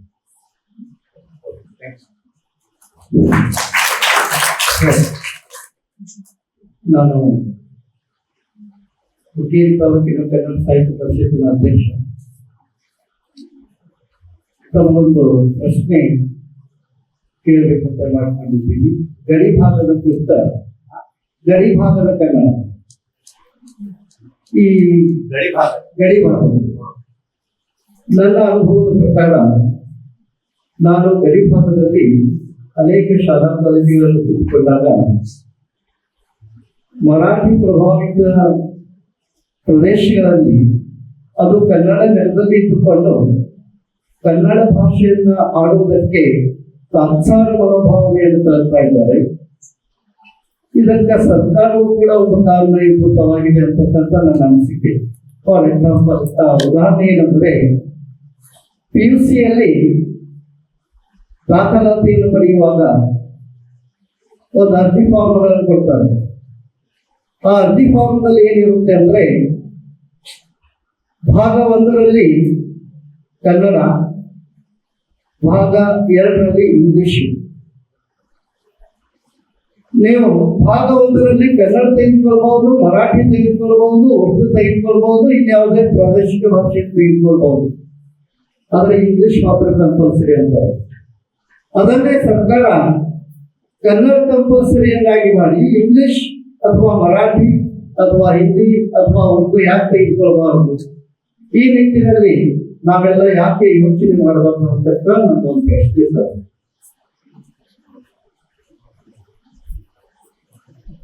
ಭಾಷಾ ಆಯ್ಕೆಯಲ್ಲಿ ಗೊಂದಲ ಇದೆ.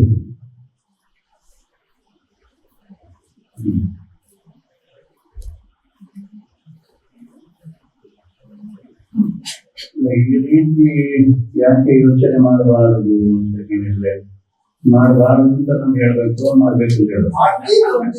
ಮಾಡ್ಬೇಕು ಅಂತ ಹೇಳಿ ಮಾತ್ರ ಇದ್ದೀರಲ್ಲ, ನಿಮ್ಮ ಯೋಚನೆ ಚೆನ್ನಾಗಿದೆ, ಚೆನ್ನಾಗಿದೆ, ಅದು ಯೋಚನೆ ಮಾಡಿ. ಸರ್ಕಾರಕ್ಕೆ ಯೋಚನೆ ಇರುವುದಿಲ್ಲ, ಅಂದ್ರೆ ಸರ್ಕಾರಕ್ಕೆ ಯೋಚನೆ ಮಾಡುವ ಪ್ರವೃತ್ತಿಯೇ ಇಲ್ಲ. ನೋಡಿ, ಮೊನ್ನೆ ಒಂದು ಕಡೆ ಈಗ ಶಿಕ್ಷಣ ಮಂತ್ರಿ ಒಬ್ಬರು ಪತ್ರಕರ್ತರು ಪ್ರಶ್ನೆ ಕೇಳಿದ್ರು. ಏನಪ್ಪಾ ಅಂದ್ರೆ 13 ಮಾರ್ಕ್ ಸಿಕ್ಕಿದ ತಾಸು, 100ರಲ್ಲಿ 13 ಮಾರ್ಕ್ ಸಿಕ್ಕಿದ ತಾಸು ಮಾಡಿದ್ದಾರೆ ಯಾರು? ಸರ್ಕಾರ. ಯೋಚನೆ ಮಾಡಿ,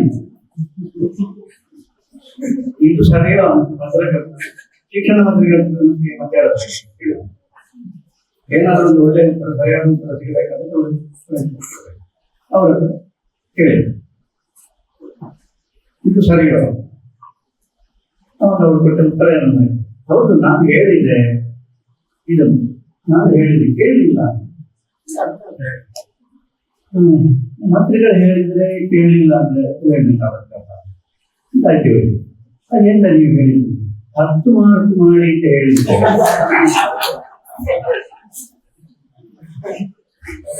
ಹೇಳಿಲ್ಲ, 13 ಮಾಡಿದ್ದಾರೆ. ಅದರಿಗೆ ಗೊತ್ತಾ?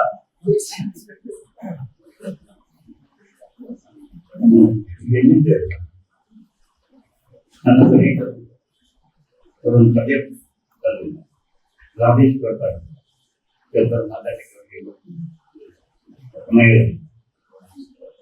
ಅಲ್ಲ, ಅವರಿಗೆ ಅದ್ರ ಬಗ್ಗೆ ಏನು ಅಂದ್ರೆ, ಹೇಗೆ ಅಂದ್ರೆ 13 ಮಾರ್ಕ್ ಸಿಕ್ಕಿ ಪಾಸಾದ ಹುಡುಗನಿಗೆ ಇದು ನಾಚಿಕೆ ಅಂತ ಗೊತ್ತಾಗಬೇಕಾದದ್ದು.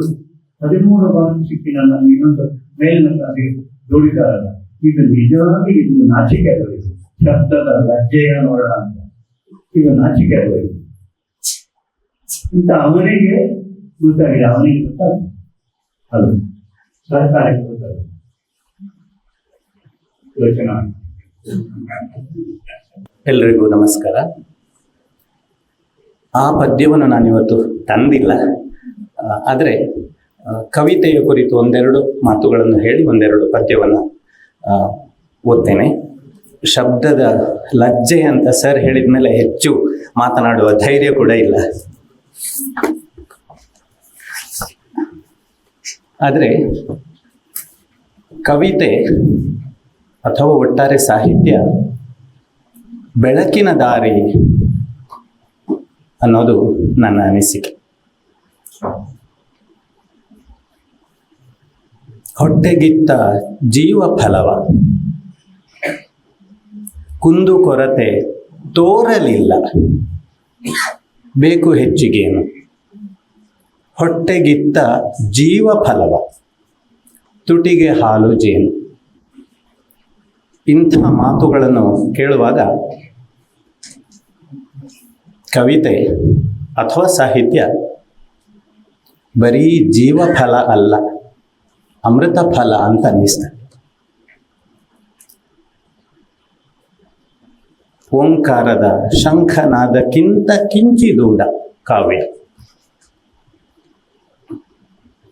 ಗರ್ಭಗುಡಿಯ ಈಚೆ ಬದಿಯಲ್ಲಿ ಮೆಟ್ಟಿಲ ಪಕ್ಕ ನಿಂತರೆ ಕಾವ್ಯ ಸಾಹಿತ್ಯ. ಆಚೆ ಗರ್ಭಗುಡಿಯ ಆಚೆ ಹೆಜ್ಜೆ ಇಟ್ಟರೆ ಅನುಭವ, ತತ್ವಜ್ಞಾನ. ನಾನು ಮೂಲತಃ ಮಕ್ಕಳಿಗಾಗಿ ಮಾತ್ರ ಬರೆಯೋದು, ಮೇಷ್ಟ್ರಾದ್ರಿಂದ. ಮಕ್ಕಳ ಸಾಹಿತ್ಯಕ್ಕೆ ಕನ್ನಡದಲ್ಲಿ ಒಂದು ದೀರ್ಘ ಪರಂಪರೆಯೇ ಇದೆ. ಪಂಜೆ ಮಂಗೇಶ್ ರಾಯರಿಂದ ಹಿಡಿದು ಇತ್ತೀಚೆಗಿನ ಲೇಖಕರವರೆಗೆ ಸುಮಾರು 160 ವರ್ಷಗಳ ಇತಿಹಾಸ ಇದೆ. ಅದಕ್ಕಿಂತ ಮೊದಲು ಜನಪದರು ತಮ್ಮ ಮಕ್ಕಳನ್ನು ಲಾಲಿ ಹಾಡುಗಳ ಮೂಲಕ, ಜೋಗುಳ ಹಾಡುಗಳ ಮೂಲಕ, ಬಗೆ ಬಗೆಯ ಆಟದ ಹಾಡುಗಳ ಮೂಲಕ ಮನರಂಜನೆಯನ್ನು, ಜ್ಞಾನ ಬೋಧನೆಯನ್ನು ಮಾಡ್ತಾನೆ ಬಂದಿದ್ದಾರೆ. ಆದರೆ ಈಗ ನಾವು ಹೊಸ ಕಾಲದಲ್ಲಿದ್ದೇವೆ. ನಮ್ಮ ಮಕ್ಕಳ ಆಲೋಚನೆ, ಜೀವನ ವಿಧಾನ ಎಲ್ಲವೂ ಬೇರೆ ಆಗಿದೆ. ಆಗ ಮಕ್ಕಳ ಕವಿತೆ ಕೂಡ, ಮಕ್ಕಳ ಸಾಹಿತ್ಯ ಕೂಡ ಬೇರೆ ಆಗಲೇಬೇಕಾಗ್ತದೆ. ಕಾಲದ ಪ್ರತಿಬಿಂಬ ಅಂತ ಸರ್ ಹೇಳಿದರು, ಸಮಾಜದ ಪ್ರತಿಬಿಂಬ ಆಗಿರೋದ್ರಿಂದ ಮಕ್ಕಳ ಕವಿತೆಯಲ್ಲೂ ಒಂದು ಹೊಸತನ ಇರಲೇಬೇಕಾದದ್ದು ಅನಿವಾರ್ಯ. 2 ಪದ್ಯಗಳನ್ನು ತಮ್ಮ ಮುಂದೆ ವಾಚಿಸಿ ವಿರಮಿಸ್ತೇನೆ.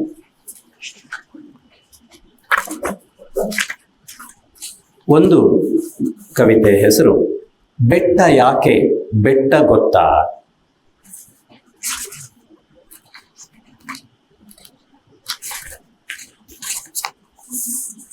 ಬೆಟ್ಟ ಯಾಕೆ ಬೆಟ್ಟ ಗೊತ್ತಾ, ನೋಡು ಅದರ ಎತ್ತರ, ಎಂಥ ನಿಲುವು, ಏನು ದೃಢತೆ, ನಿಲುಕದದರ ಬಿತ್ತರ. ಹಕ್ಕಿಗಳಿಗೆ 10 ದಿಕ್ಕು ತೋರಲಿಕ್ಕೆ ನಿಂತಿದೆ, ತನ್ನ ಬೆನ್ನ ಹಿಂದಿನಿಂದ ರವಿಯ ನೆತ್ತಿದಂತಿದೆ. ಬಾನು ಮುಟ್ಟುವಾಸೆ ಅದಕ್ಕೆ ನೀಲಿ ಕೆನ್ನೆ ಸವರಲು, ಓಡುವಂಥ ಮೋಡ ತಡೆದು ಅದರ ಕೈಯ ಕುಲುಕಲು.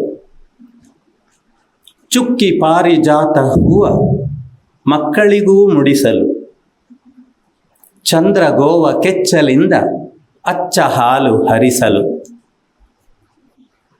ನೋಟಬಾನಿಗಾದರೂನು ನಿಂತ ನೆಲವೇ ಅಕ್ಕರೆ, ಏನು ಹಿಗ್ಗು ಎಂಥ ಹೆಮ್ಮೆ, ಹಸಿರು ಹೊಲವು ನಕ್ಕರೆ.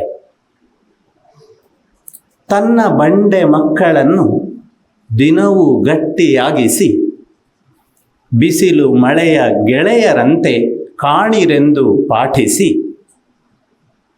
ಬೆಟ್ಟ ಮನದ ಕೊಳೆಯ ಕಳೆವ ಬಗೆಯನೆಂದು ಹೇಳಲಿ. ಬೆಟ್ಟ ಮನದ ಕೊಳೆಯ ಕಳೆವ ಬಗೆಯನೆಂತು ಹೇಳಲಿ. ಇಂಥ ಸಂತನಂಥ ಜೀವ 100 ಕಾಲ ಬಾಳಲಿ. ನಿಜಕ್ಕೂ ಹುಲ್ಲಿನೆಸಳೆ ಧನ್ಯ, ಕುಡಿದು ಕರುಣೆ ಜಲವನು. ಬೆಟ್ಟ ಯಾಕೆ ಬೆಟ್ಟ ಗೊತ್ತಾ, ಪಡೆದು ನೋಡು ಒಲವನು. ಒಲವಿಗಿರುವ ಬಲವನು, ಒಲವೇ ಗೆಲುವ ಚೆಲುವನು.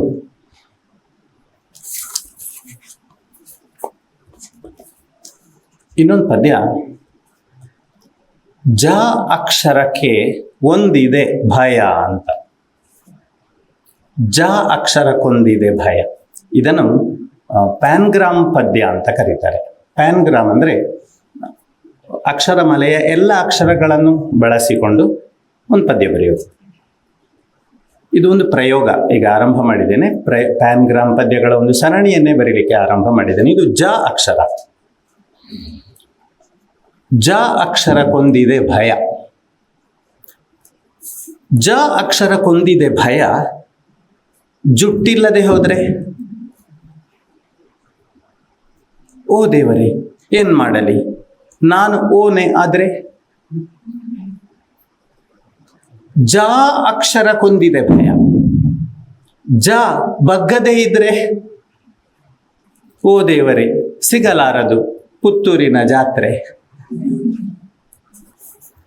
ಜಿ ಅಕ್ಷರಕ್ಕೊಂದಿದೆ ಭಯ, ಕೊಡದಿದ್ದರೆ ಸುರುಳಿ, ರೇಂಜ್ ಇಲ್ಲದೆ ಇರಬೇಕೆ ಹಳೆ ಕಾಲಕ್ಕೆ ಮರಳಿ. ಜಿ ಅಕ್ಷರಕ್ಕೊಂದಿದೆ ಭಯ, ಇರದಿದ್ದರೆ ಹಗ್ಗ, ನೀರಿಲ್ಲದೆ ಹೋದೀತೆಲ ನನ್ನ ಜೀವವೇ ಆಗ. ನೀರಿಲ್ಲದೆ ಹೋದೀತೆಲ ನನ್ನ ಜೀವವೇ ಆಗ. ಜೂ ಅಕ್ಷರಕ್ಕೊಂದಿದೆ ಭಯ, ಜುಟ್ಟೆಳೆದರೆ ಹುಡುಗ, ಜೂಟ್ ಮಾಡಲೆ ತಲೆ ಕುಕ್ಕಲೆ ತಲೆ ಕುಕ್ಕಲಿ ಹಾರಾಡುವ ಹುಡುಗ, ಹಾರಾಡುವ ಗಿಡುಗ. ಜೂಟ್ ಮಾಡಲೆ ತಲೆ ಕುಕ್ಕಲಿ ಹಾರಾಡುವ ಗಿಡುಗ.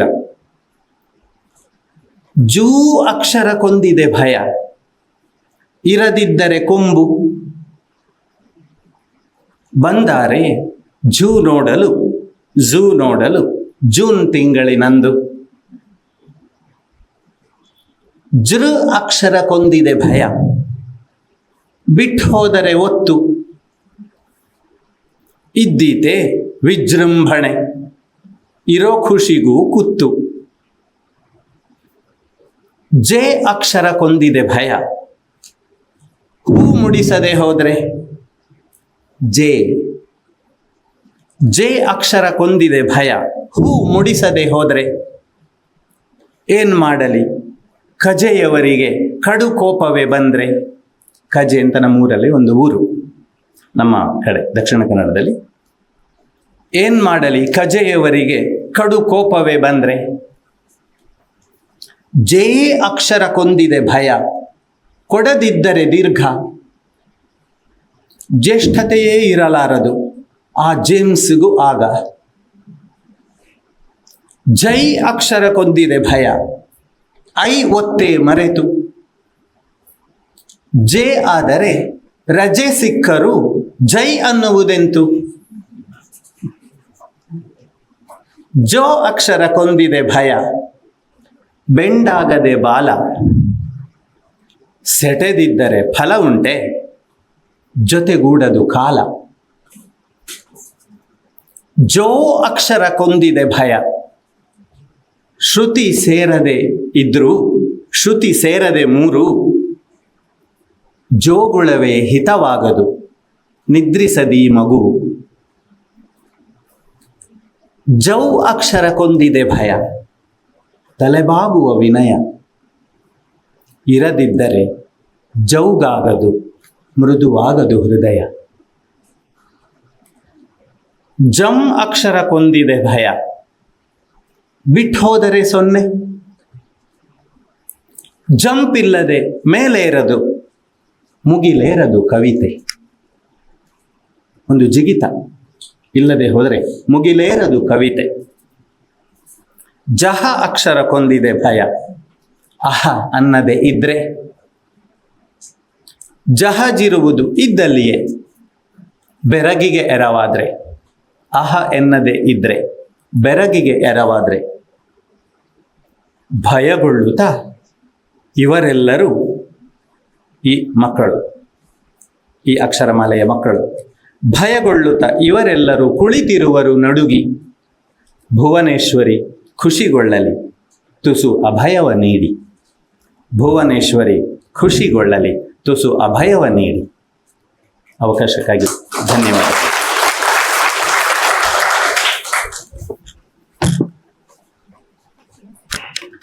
ಧನ್ಯವಾದಗಳು ಸರ್. ಈ ಕಾರ್ಯಕ್ರಮದ ಉದ್ಘಾಟಕರು ಹಾಗೂ ಕನ್ನಡ ಸಾಹಿತ್ಯದ ಪಂಡಿತರಾದ ಶ್ರೀಯುತ ಲಕ್ಷ್ಮೀಶ್ ತೊಳ್ಮಾಡಿ ಸರ್ ಅವರಿಗೆ ನಮ್ಮ ವಿಶ್ವವಿದ್ಯಾಲಯದ ಪರವಾಗಿ ಗೌರವ ಸಮರ್ಪಣೆ.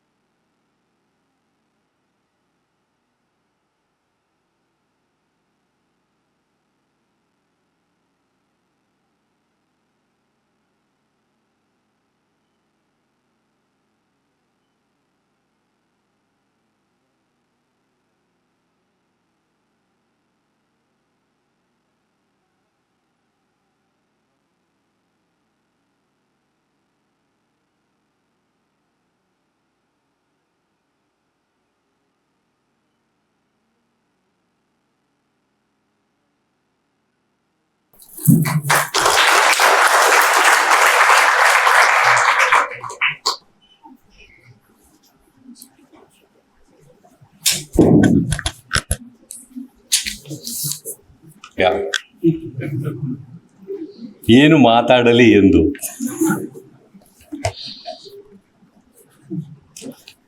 ಇಂಗ್ಲಿಷ್ನಲ್ಲಿ ಒಂದು ಕಡೆ ಹೇಳ್ತಾರೆ, secret of success is sweat. ಬಹುಶಃ ತಮ್ಮ ಜೀವನದ ಗತಿಯುದ್ದಕ್ಕೂ ಸಾಹಿತ್ಯದ ಕೃಷಿ, ಮನಸ್ಸಿನ ಕೃಷಿ, ಮನುಷ್ಯನ ಜೀವನದ ಸತ್ಯ ತತ್ವಗಳನ್ನು ಇಷ್ಟು ಆಳವಾಗಿ ಅಧ್ಯಯನ ಮಾಡಿರ್ತಕ್ಕಂಥವ್ರ ಜೊತೆ ನಾವು ಕಳೆಯತಕ್ಕಂಥ ಸಮಯ ಬರುತ್ತೆ ಅಂತ ಅಂದ್ಕೊಂಡಿರಲಿಲ್ಲ. ಅಂಥ ಶ್ರೇಷ್ಠ ದಿನ ಇವತ್ತು ನಮ್ಮೆಲ್ಲರ ಜೀವನದಲ್ಲಿ ದಾಖಲಾಗಿದೆ. ಶ್ರೀ ಲಕ್ಷ್ಮೀ ತೋರ್ಪಾಡಿ ಸಾಹೇಬರಿಗೆಲ್ಲ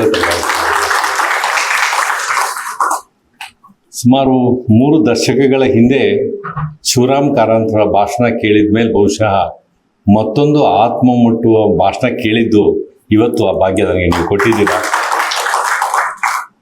ಬಹಳ ವರ್ಷಗಳಾಗಲಿ, 3 ದಶಕಗಳ ಹಿಂದೆ ಶಿವರಾಮ್ ಕಾರಂತರ ಭಾಷಣ ಕೇಳಿದ ನಂತರ ಇವತ್ತು ಆಗೀಗ ನಮ್ಮ ಗಜಾನನ್ ನಾಯಕ್ ಮತ್ತು ಎಲ್ಲರೂ ಸೇರಿಕೊಂಡು ದಕ್ಷಿಣ ಕನ್ನಡದ ಎಲ್ಲವೂ ಕೂಡ ಸಾಂಸ್ಕೃತಿಕವಾಗಿ ಬರ್ತಕ್ಕಂಥ ನಮ್ಮ ಆಟಗಳು, ಬಯಲಾಟ ಇವು ನೋಡ್ತಾ ಇರುವಾಗ ಆ ವಿಜೃಂಭಣೆ, ದೊಡ್ಡ ಇವುಗಳ ಸಂತೋಷ ನನಗೆ ಇವತ್ತು ಮತ್ತೊಮ್ಮೆ ಇಲ್ಲಿ ಸ್ಥಾಪನೆ ಆಗಿದೆ. ಆ ವೇದಿಕೆಯಲ್ಲಿರ್ತಕ್ಕಂಥ ಪೂಜ್ಯರಾದ ಶ್ರೀ ಲಕ್ಷ್ಮೀಶ್ ತೋರ್ಪಾಡಿಯವರೇ, ಸಿಂಡಿಕೇಟ್ ಸದಸ್ಯರಾದ ಪ್ರೊಫೆಸರ್ ಅಂಗಡಿಯವರೇ, ಕನ್ನಡ ವಿಭಾಗದ ಮುಖ್ಯಸ್ಥರಾದ ಪ್ರೊಫೆಸರ್ ಗಂಗಾಧರಯ್ಯನವರೇ, ಈ ನಮ್ಮ ರಾಣಿ ಚೆನ್ನಮ್ಮ ವಿಶ್ವವಿದ್ಯಾಲಯದ ಕನ್ನಡ ಸಂಘದ ಅಧ್ಯಕ್ಷರಾಗಿರ್ತಕ್ಕಂಥ ಡಾಕ್ಟರ್ ಗಜಾನನ್ ನಾಯಕರವರೇ, ಆ ತುದಿಯಲ್ಲಿ ಡಾಕ್ಟರ್ ಸಂಜೀವಣ್ಣರವರೇ, ಎಲ್ಲ ಹಿರಿಯ ಮತ್ತು ಪ್ರೀತಿಯ ಪ್ರಾಧ್ಯಾಪಕ ಬಂಧುಗಳೇ, ಪ್ರೀತಿಯ ಸ್ನೇಹಿತರೆ, ಕಳೆದ ತಿಂಗಳು ಈ ಜೋಗಿಯಿಂದ ಈ ತಿಂಗಳು ಯೋಗಿವರೆಗೆ ಕಾರ್ಯಕ್ರಮ ಹೇಳ್ಕೊಂಡು ಬಂದಿದ್ದೇವೆ. ಕನ್ನಡದ ರಥವನ್ನು 1 ತಿಂಗಳಲ್ಲಿ ಎಲ್ಲಿ ಕರ್ಕೊಂಡು ಬಂದಿದ್ದಾರೆ ಗಜಾನನ್ ನಾಯಕ್ ಮತ್ತು ಸ್ನೇಹಿತರು ಅಂದರೆ ಜೋಗಿಯಿಂದ ಯೋಗಿಯವರೆಗೆ. ಯೋಗಿಯಿಂದ ಮುಂದೆ ಎಲ್ಲಿ ಕರ್ಕೊಂಡು ಹೋಗ್ತಾರೆ ಅಂತಕ್ಕಂಥದ್ದು ವಿದ್ಯಾರ್ಥಿಗಳು ನೋಡ್ತಾ ಇದ್ದಾರೆ, ವಿಶ್ವವಿದ್ಯಾಲಯ ನೋಡ್ತಾ ಇದೆ. ಅದನ್ನು ನಿಮಗೆ ಬಿಡ್ತೇನೆ. ಈ ದಿನ ಬಹುಶಃ ನಮ್ಮ ಅಂತರಂಗವನ್ನು, ನಮ್ಮ ಸಹಜತೆಯನ್ನು, ನಮ್ಮ ಸ್ವಾಭಾವಿಕತೆಯನ್ನು, ನಮ್ಮ ಸರಳತೆಯನ್ನು ನಾವು ಯಾವ ಪ್ರಮಾಣದಲ್ಲಿ ಇಟ್ಕೊಂಡಿದ್ದೀವಿ ಅಂತಕ್ಕಂಥ ಒಂದು ಮನಸ್ಸಿನ ಆಳವಾಗಿರ್ತಕ್ಕಂಥ ಕಿಚ್ಚು ಹಚ್ಚಿದ ದಿನ ಅಂತ ಹೇಳಲಿಕ್ಕೆ ಇಷ್ಟಪಡ್ತೇನೆ. ಬಹುಶಃ ಇಷ್ಟು ಕಾಡಿರಲಿಲ್ಲ ಯಾರೂ ಕೂಡ. ಸಹಜವಾಗಿರಬೇಕು, ಸ್ವಾಭಾವಿಕವಾಗಿರಬೇಕು. ಕೃತಜ್ಞತೆ ಅಂದ್ರೇನು, ಕಪಟ ಅಂದ್ರೇನು, ಮನುಷ್ಯ ಅಂದ್ರೇನು, ಮನಸ್ಸು ಅಂದ್ರೇನು, ನೀವು ಯಾಕೋ ಮನೋವಿಜ್ಞಾನಿಗಳಾಗಿ ಕಂಡುಬಿಟ್ರಿ. ನಮ್ಮನ್ನೆಲ್ಲ ಹೈಜಾಕ್ ಮಾಡಿಬಿಟ್ರಿ. ತಪಾಸಣೆ 360 ಡಿಗ್ರಿ ಕಳಿಸ್ತಾರಲ್ಲ ಮೆಷಿನ್ ಒಳಗೆ ರಿಪೋರ್ಟ್ ಕೊಡುತ್ತೆ ಅದು. ಹಾಗೆ ನೀವು ಗೊತ್ತಿಲ್ಲ, ನಮಗೆ ಭಯ ಶುರು ಆಯಿತು. ಈಗ ಒಳಗಿರ್ತಕ್ಕಂಥ ಅಷ್ಟು ಆಳವಾದ ವಿಷಯ ತೆಗೆದುಕೊಂಡಾಗ ನಮ್ಮ ಜೀವನ ಸಹಜತೆಯಿಂದ ಎಲ್ಲಿ ಕೃತಜ್ಞತೆ ಕಡೆ ಹೋಗಿದೆ. ಕೃತಕ ಬುದ್ಧಿ ಮತ್ತೆ ಬೇರೆ ನಮ್ಮ ಮೇಲೆ ಪ್ರಹಾರ ಮಾಡ್ತಾ ಇದೆ. ಈ ಸಮಯದಲ್ಲಿ ನಮ್ಮ ಬದುಕು ಅಂತ ಬಂದಾಗ ಒಂದು ಸಣ್ಣ ಪದ್ಯ ನನ್ನ ಮುಂದೆ ಇದೆ. ಅದು ನಿಮ್ಮ ಮಾತುಗಳಿಗೆ ಬಹಳ ಹತ್ತಿರ ಆಗ್ತದೆ ಅಂತ ಅಂದ್ಕೊಳ್ತೇನೆ. ಎಲೆ ಮನವೇ, ನಿನ್ನ ನಿಜವ ತಿಳಿವೆಡೆ ಆ ನಿನ್ನ ನಿಜವ ಹೇಳುವೆ, ಅದು ಕೇವಲ ಜ್ಯೋತಿ ವರ್ಣಾತೀತ. ನೀನಾದ ನರಸುವಾಗ ನಿನಗಾವಲ್ಲಿ ನಿಶ್ಚಯ ತೋರಿತ್ತು, ಅದೀಗ ನಿನ್ನ ಪರಿಪೂರ್ಣ ನೆಲೆ. ನಿನ್ನ ನಿಜವ ನಿಶ್ಚಯಿಸಿ ನಿರ್ಗಮಿಸಿ ಆದಲ್ಲಿ ಅದೇ ಸಮ್ಯಕ್ ಜ್ಞಾನ ತೋರಿಕೆ. ಆ ಅಖಂಡ ಬೆಳಕಿನ ಹೊಳೆಯೊಳಗೆ ನಿಶ್ಚಿಂತವಾಗು ಮನವೇ ಅಂತಕ್ಕಂಥ ಪದ್ಯದ ಸಾಲುಗಳು ಜೀವ ಮತ್ತು ಜಿಜ್ಞಾಸು, ಈ 3 ಪದಗಳು ನನ್ನನ್ನು ಬಹಳ ಕಾಡ್ಬಿಡ್ತು.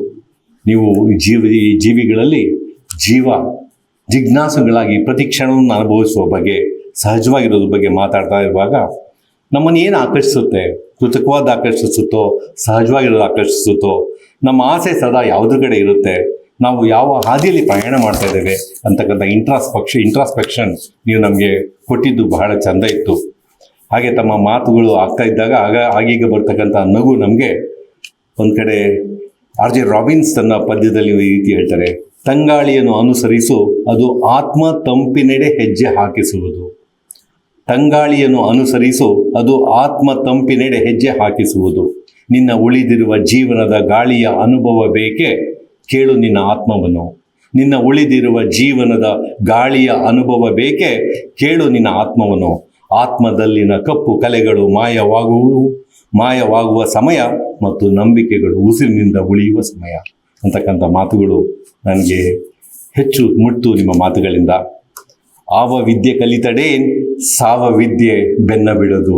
ಹೀಗೆ ನಮ್ಮನ್ನು ಕಾಡತಕ್ಕಂತಹ ಈ ಸ್ಥೂಲ ಶರೀರದಿಂದ ಸೂಕ್ಷ್ಮ ಶರೀರದ ಕಡೆ ತೆಗೆದುಕೊಂಡು ಹೋಗುವ ತಮ್ಮ ಮಾತುಗಳು, ತಮೋ ವಲಯದಿಂದ ತೇಜೋ ವಲಯದ ಕಡೆ ನಮ್ಮನ್ನು ಕರ್ಕೊಂಡು ಹೋಗತಕ್ಕಂಥ ಮಾತುಗಳು ನಮ್ಮೆಲ್ಲರಿಗೆ ಶಕ್ತಿ ನೀಡಿದೆ. ರಾಣಿ ಚೆನ್ನಮ್ಮ ವಿಶ್ವವಿದ್ಯಾಲಯ ನಿಮಗೆ ಗೌರವಪೂರ್ವಕವಾಗಿ ವಂದನೆಗಳನ್ನು ಸಲ್ಲಿಸುತ್ತೆ ಅಂತಕ್ಕಂಥ ಮಾತುಗಳು ಮಾಡಿ ಎಲ್ಲರ ಪರವಾಗಿ ನಿಮಗೆ ನಾನು ಮಗದೊಮ್ಮೆ ಕನ್ನಡ ವಿಭಾಗದಲ್ಲಿ ವರ್ಕ್ ಬುಕ್ ಮಾಡಿ ಅಂತ ಹೇಳ್ತಿದ್ದೆ. ಸರ್ ಹೇಳ್ತಕ್ಕಂಥದ್ದೇ ವರ್ಕ್ ಬುಕ್.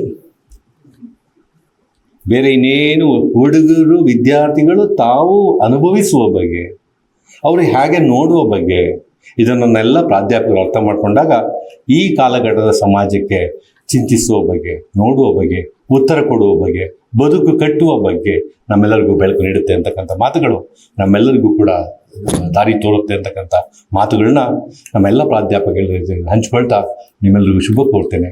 ನಿಮ್ಮ ಅದೆಷ್ಟು ಚಂದದ ಮೌನ, ಎಷ್ಟು ಚಂದ ಆಸ್ವಾದನೆ ಮಾಡಿದ್ರಿ. ಏನು ಸಂಗೀತ ಕೇಳ್ತಾ ಇದ್ರ, ಮಾತಿನ ಮಾಧುರ್ಯನ ಆಳಕ್ಕೋಗಿದ್ದಿದ್ದ. ಇವತ್ತು ನಿಮಗೆ ವಿಶೇಷ ವಂದನೆಗಳು. ಯಾರೂ ಎದ್ದೋಗ್ಲಿಲ್ಲ. ಎಲ್ಲಿ ಶಕ್ತಿ, ಎಲ್ಲಿ ಕಟ್ಟಾಗ್ಬಿಡ್ತು ನೋಡಿ ನಿಮ್ಮನ್ನ. ಇಡೀ ಕ್ಷಣಗಳೆಲ್ಲ 60-70 ನಿಮಿಷ ಹೋಗ್ತಾ ಇದ್ರೆ ಹೋಗಿದ್ದೇ ಗೊತ್ತಿಲ್ಲ ಅಂತಕ್ಕಂಥ ರೀತಿಯಲ್ಲಿ ನೀವು ಕುಳಿತುಕೊಂಡಾಗ ಬಹುಶಃ ಒಂದು ಒಳ್ಳೆಯ ಜೀವನ ಸಮಯವನ್ನು ಅನುಭವಿಸಿದ್ವಿ ಅಂತಕ್ಕಂಥ ಮಾತುಗಳು ಮತ್ತೊಮ್ಮೆ ಆಡಿ ನಿಮಗೂ ಕೂಡ ವಂದನೆಗಳು ಸಲ್ಲಿಸಿ ನಾನು ಮಾತು ಮುಗಿಸ್ತೇನೆ. ಘನ ಅಧ್ಯಕ್ಷೀಯ ನುಡಿಗಳನ್ನು ಆಡಿದ ಮಾನ್ಯ ಕುಲಪತಿಗಳಿಗೆ ಧನ್ಯವಾದಗಳು. ಈಗ ವಂದನಾರ್ಪಣೆ ಕನ್ನಡ ಸಂಘದ ಸದಸ್ಯ ಕಾರ್ಯದರ್ಶಿಗಳಾದ ಡಾಕ್ಟರ್ ಸಂಜೀವನವರ್ ಸರ್ ಅವರಿಂದ.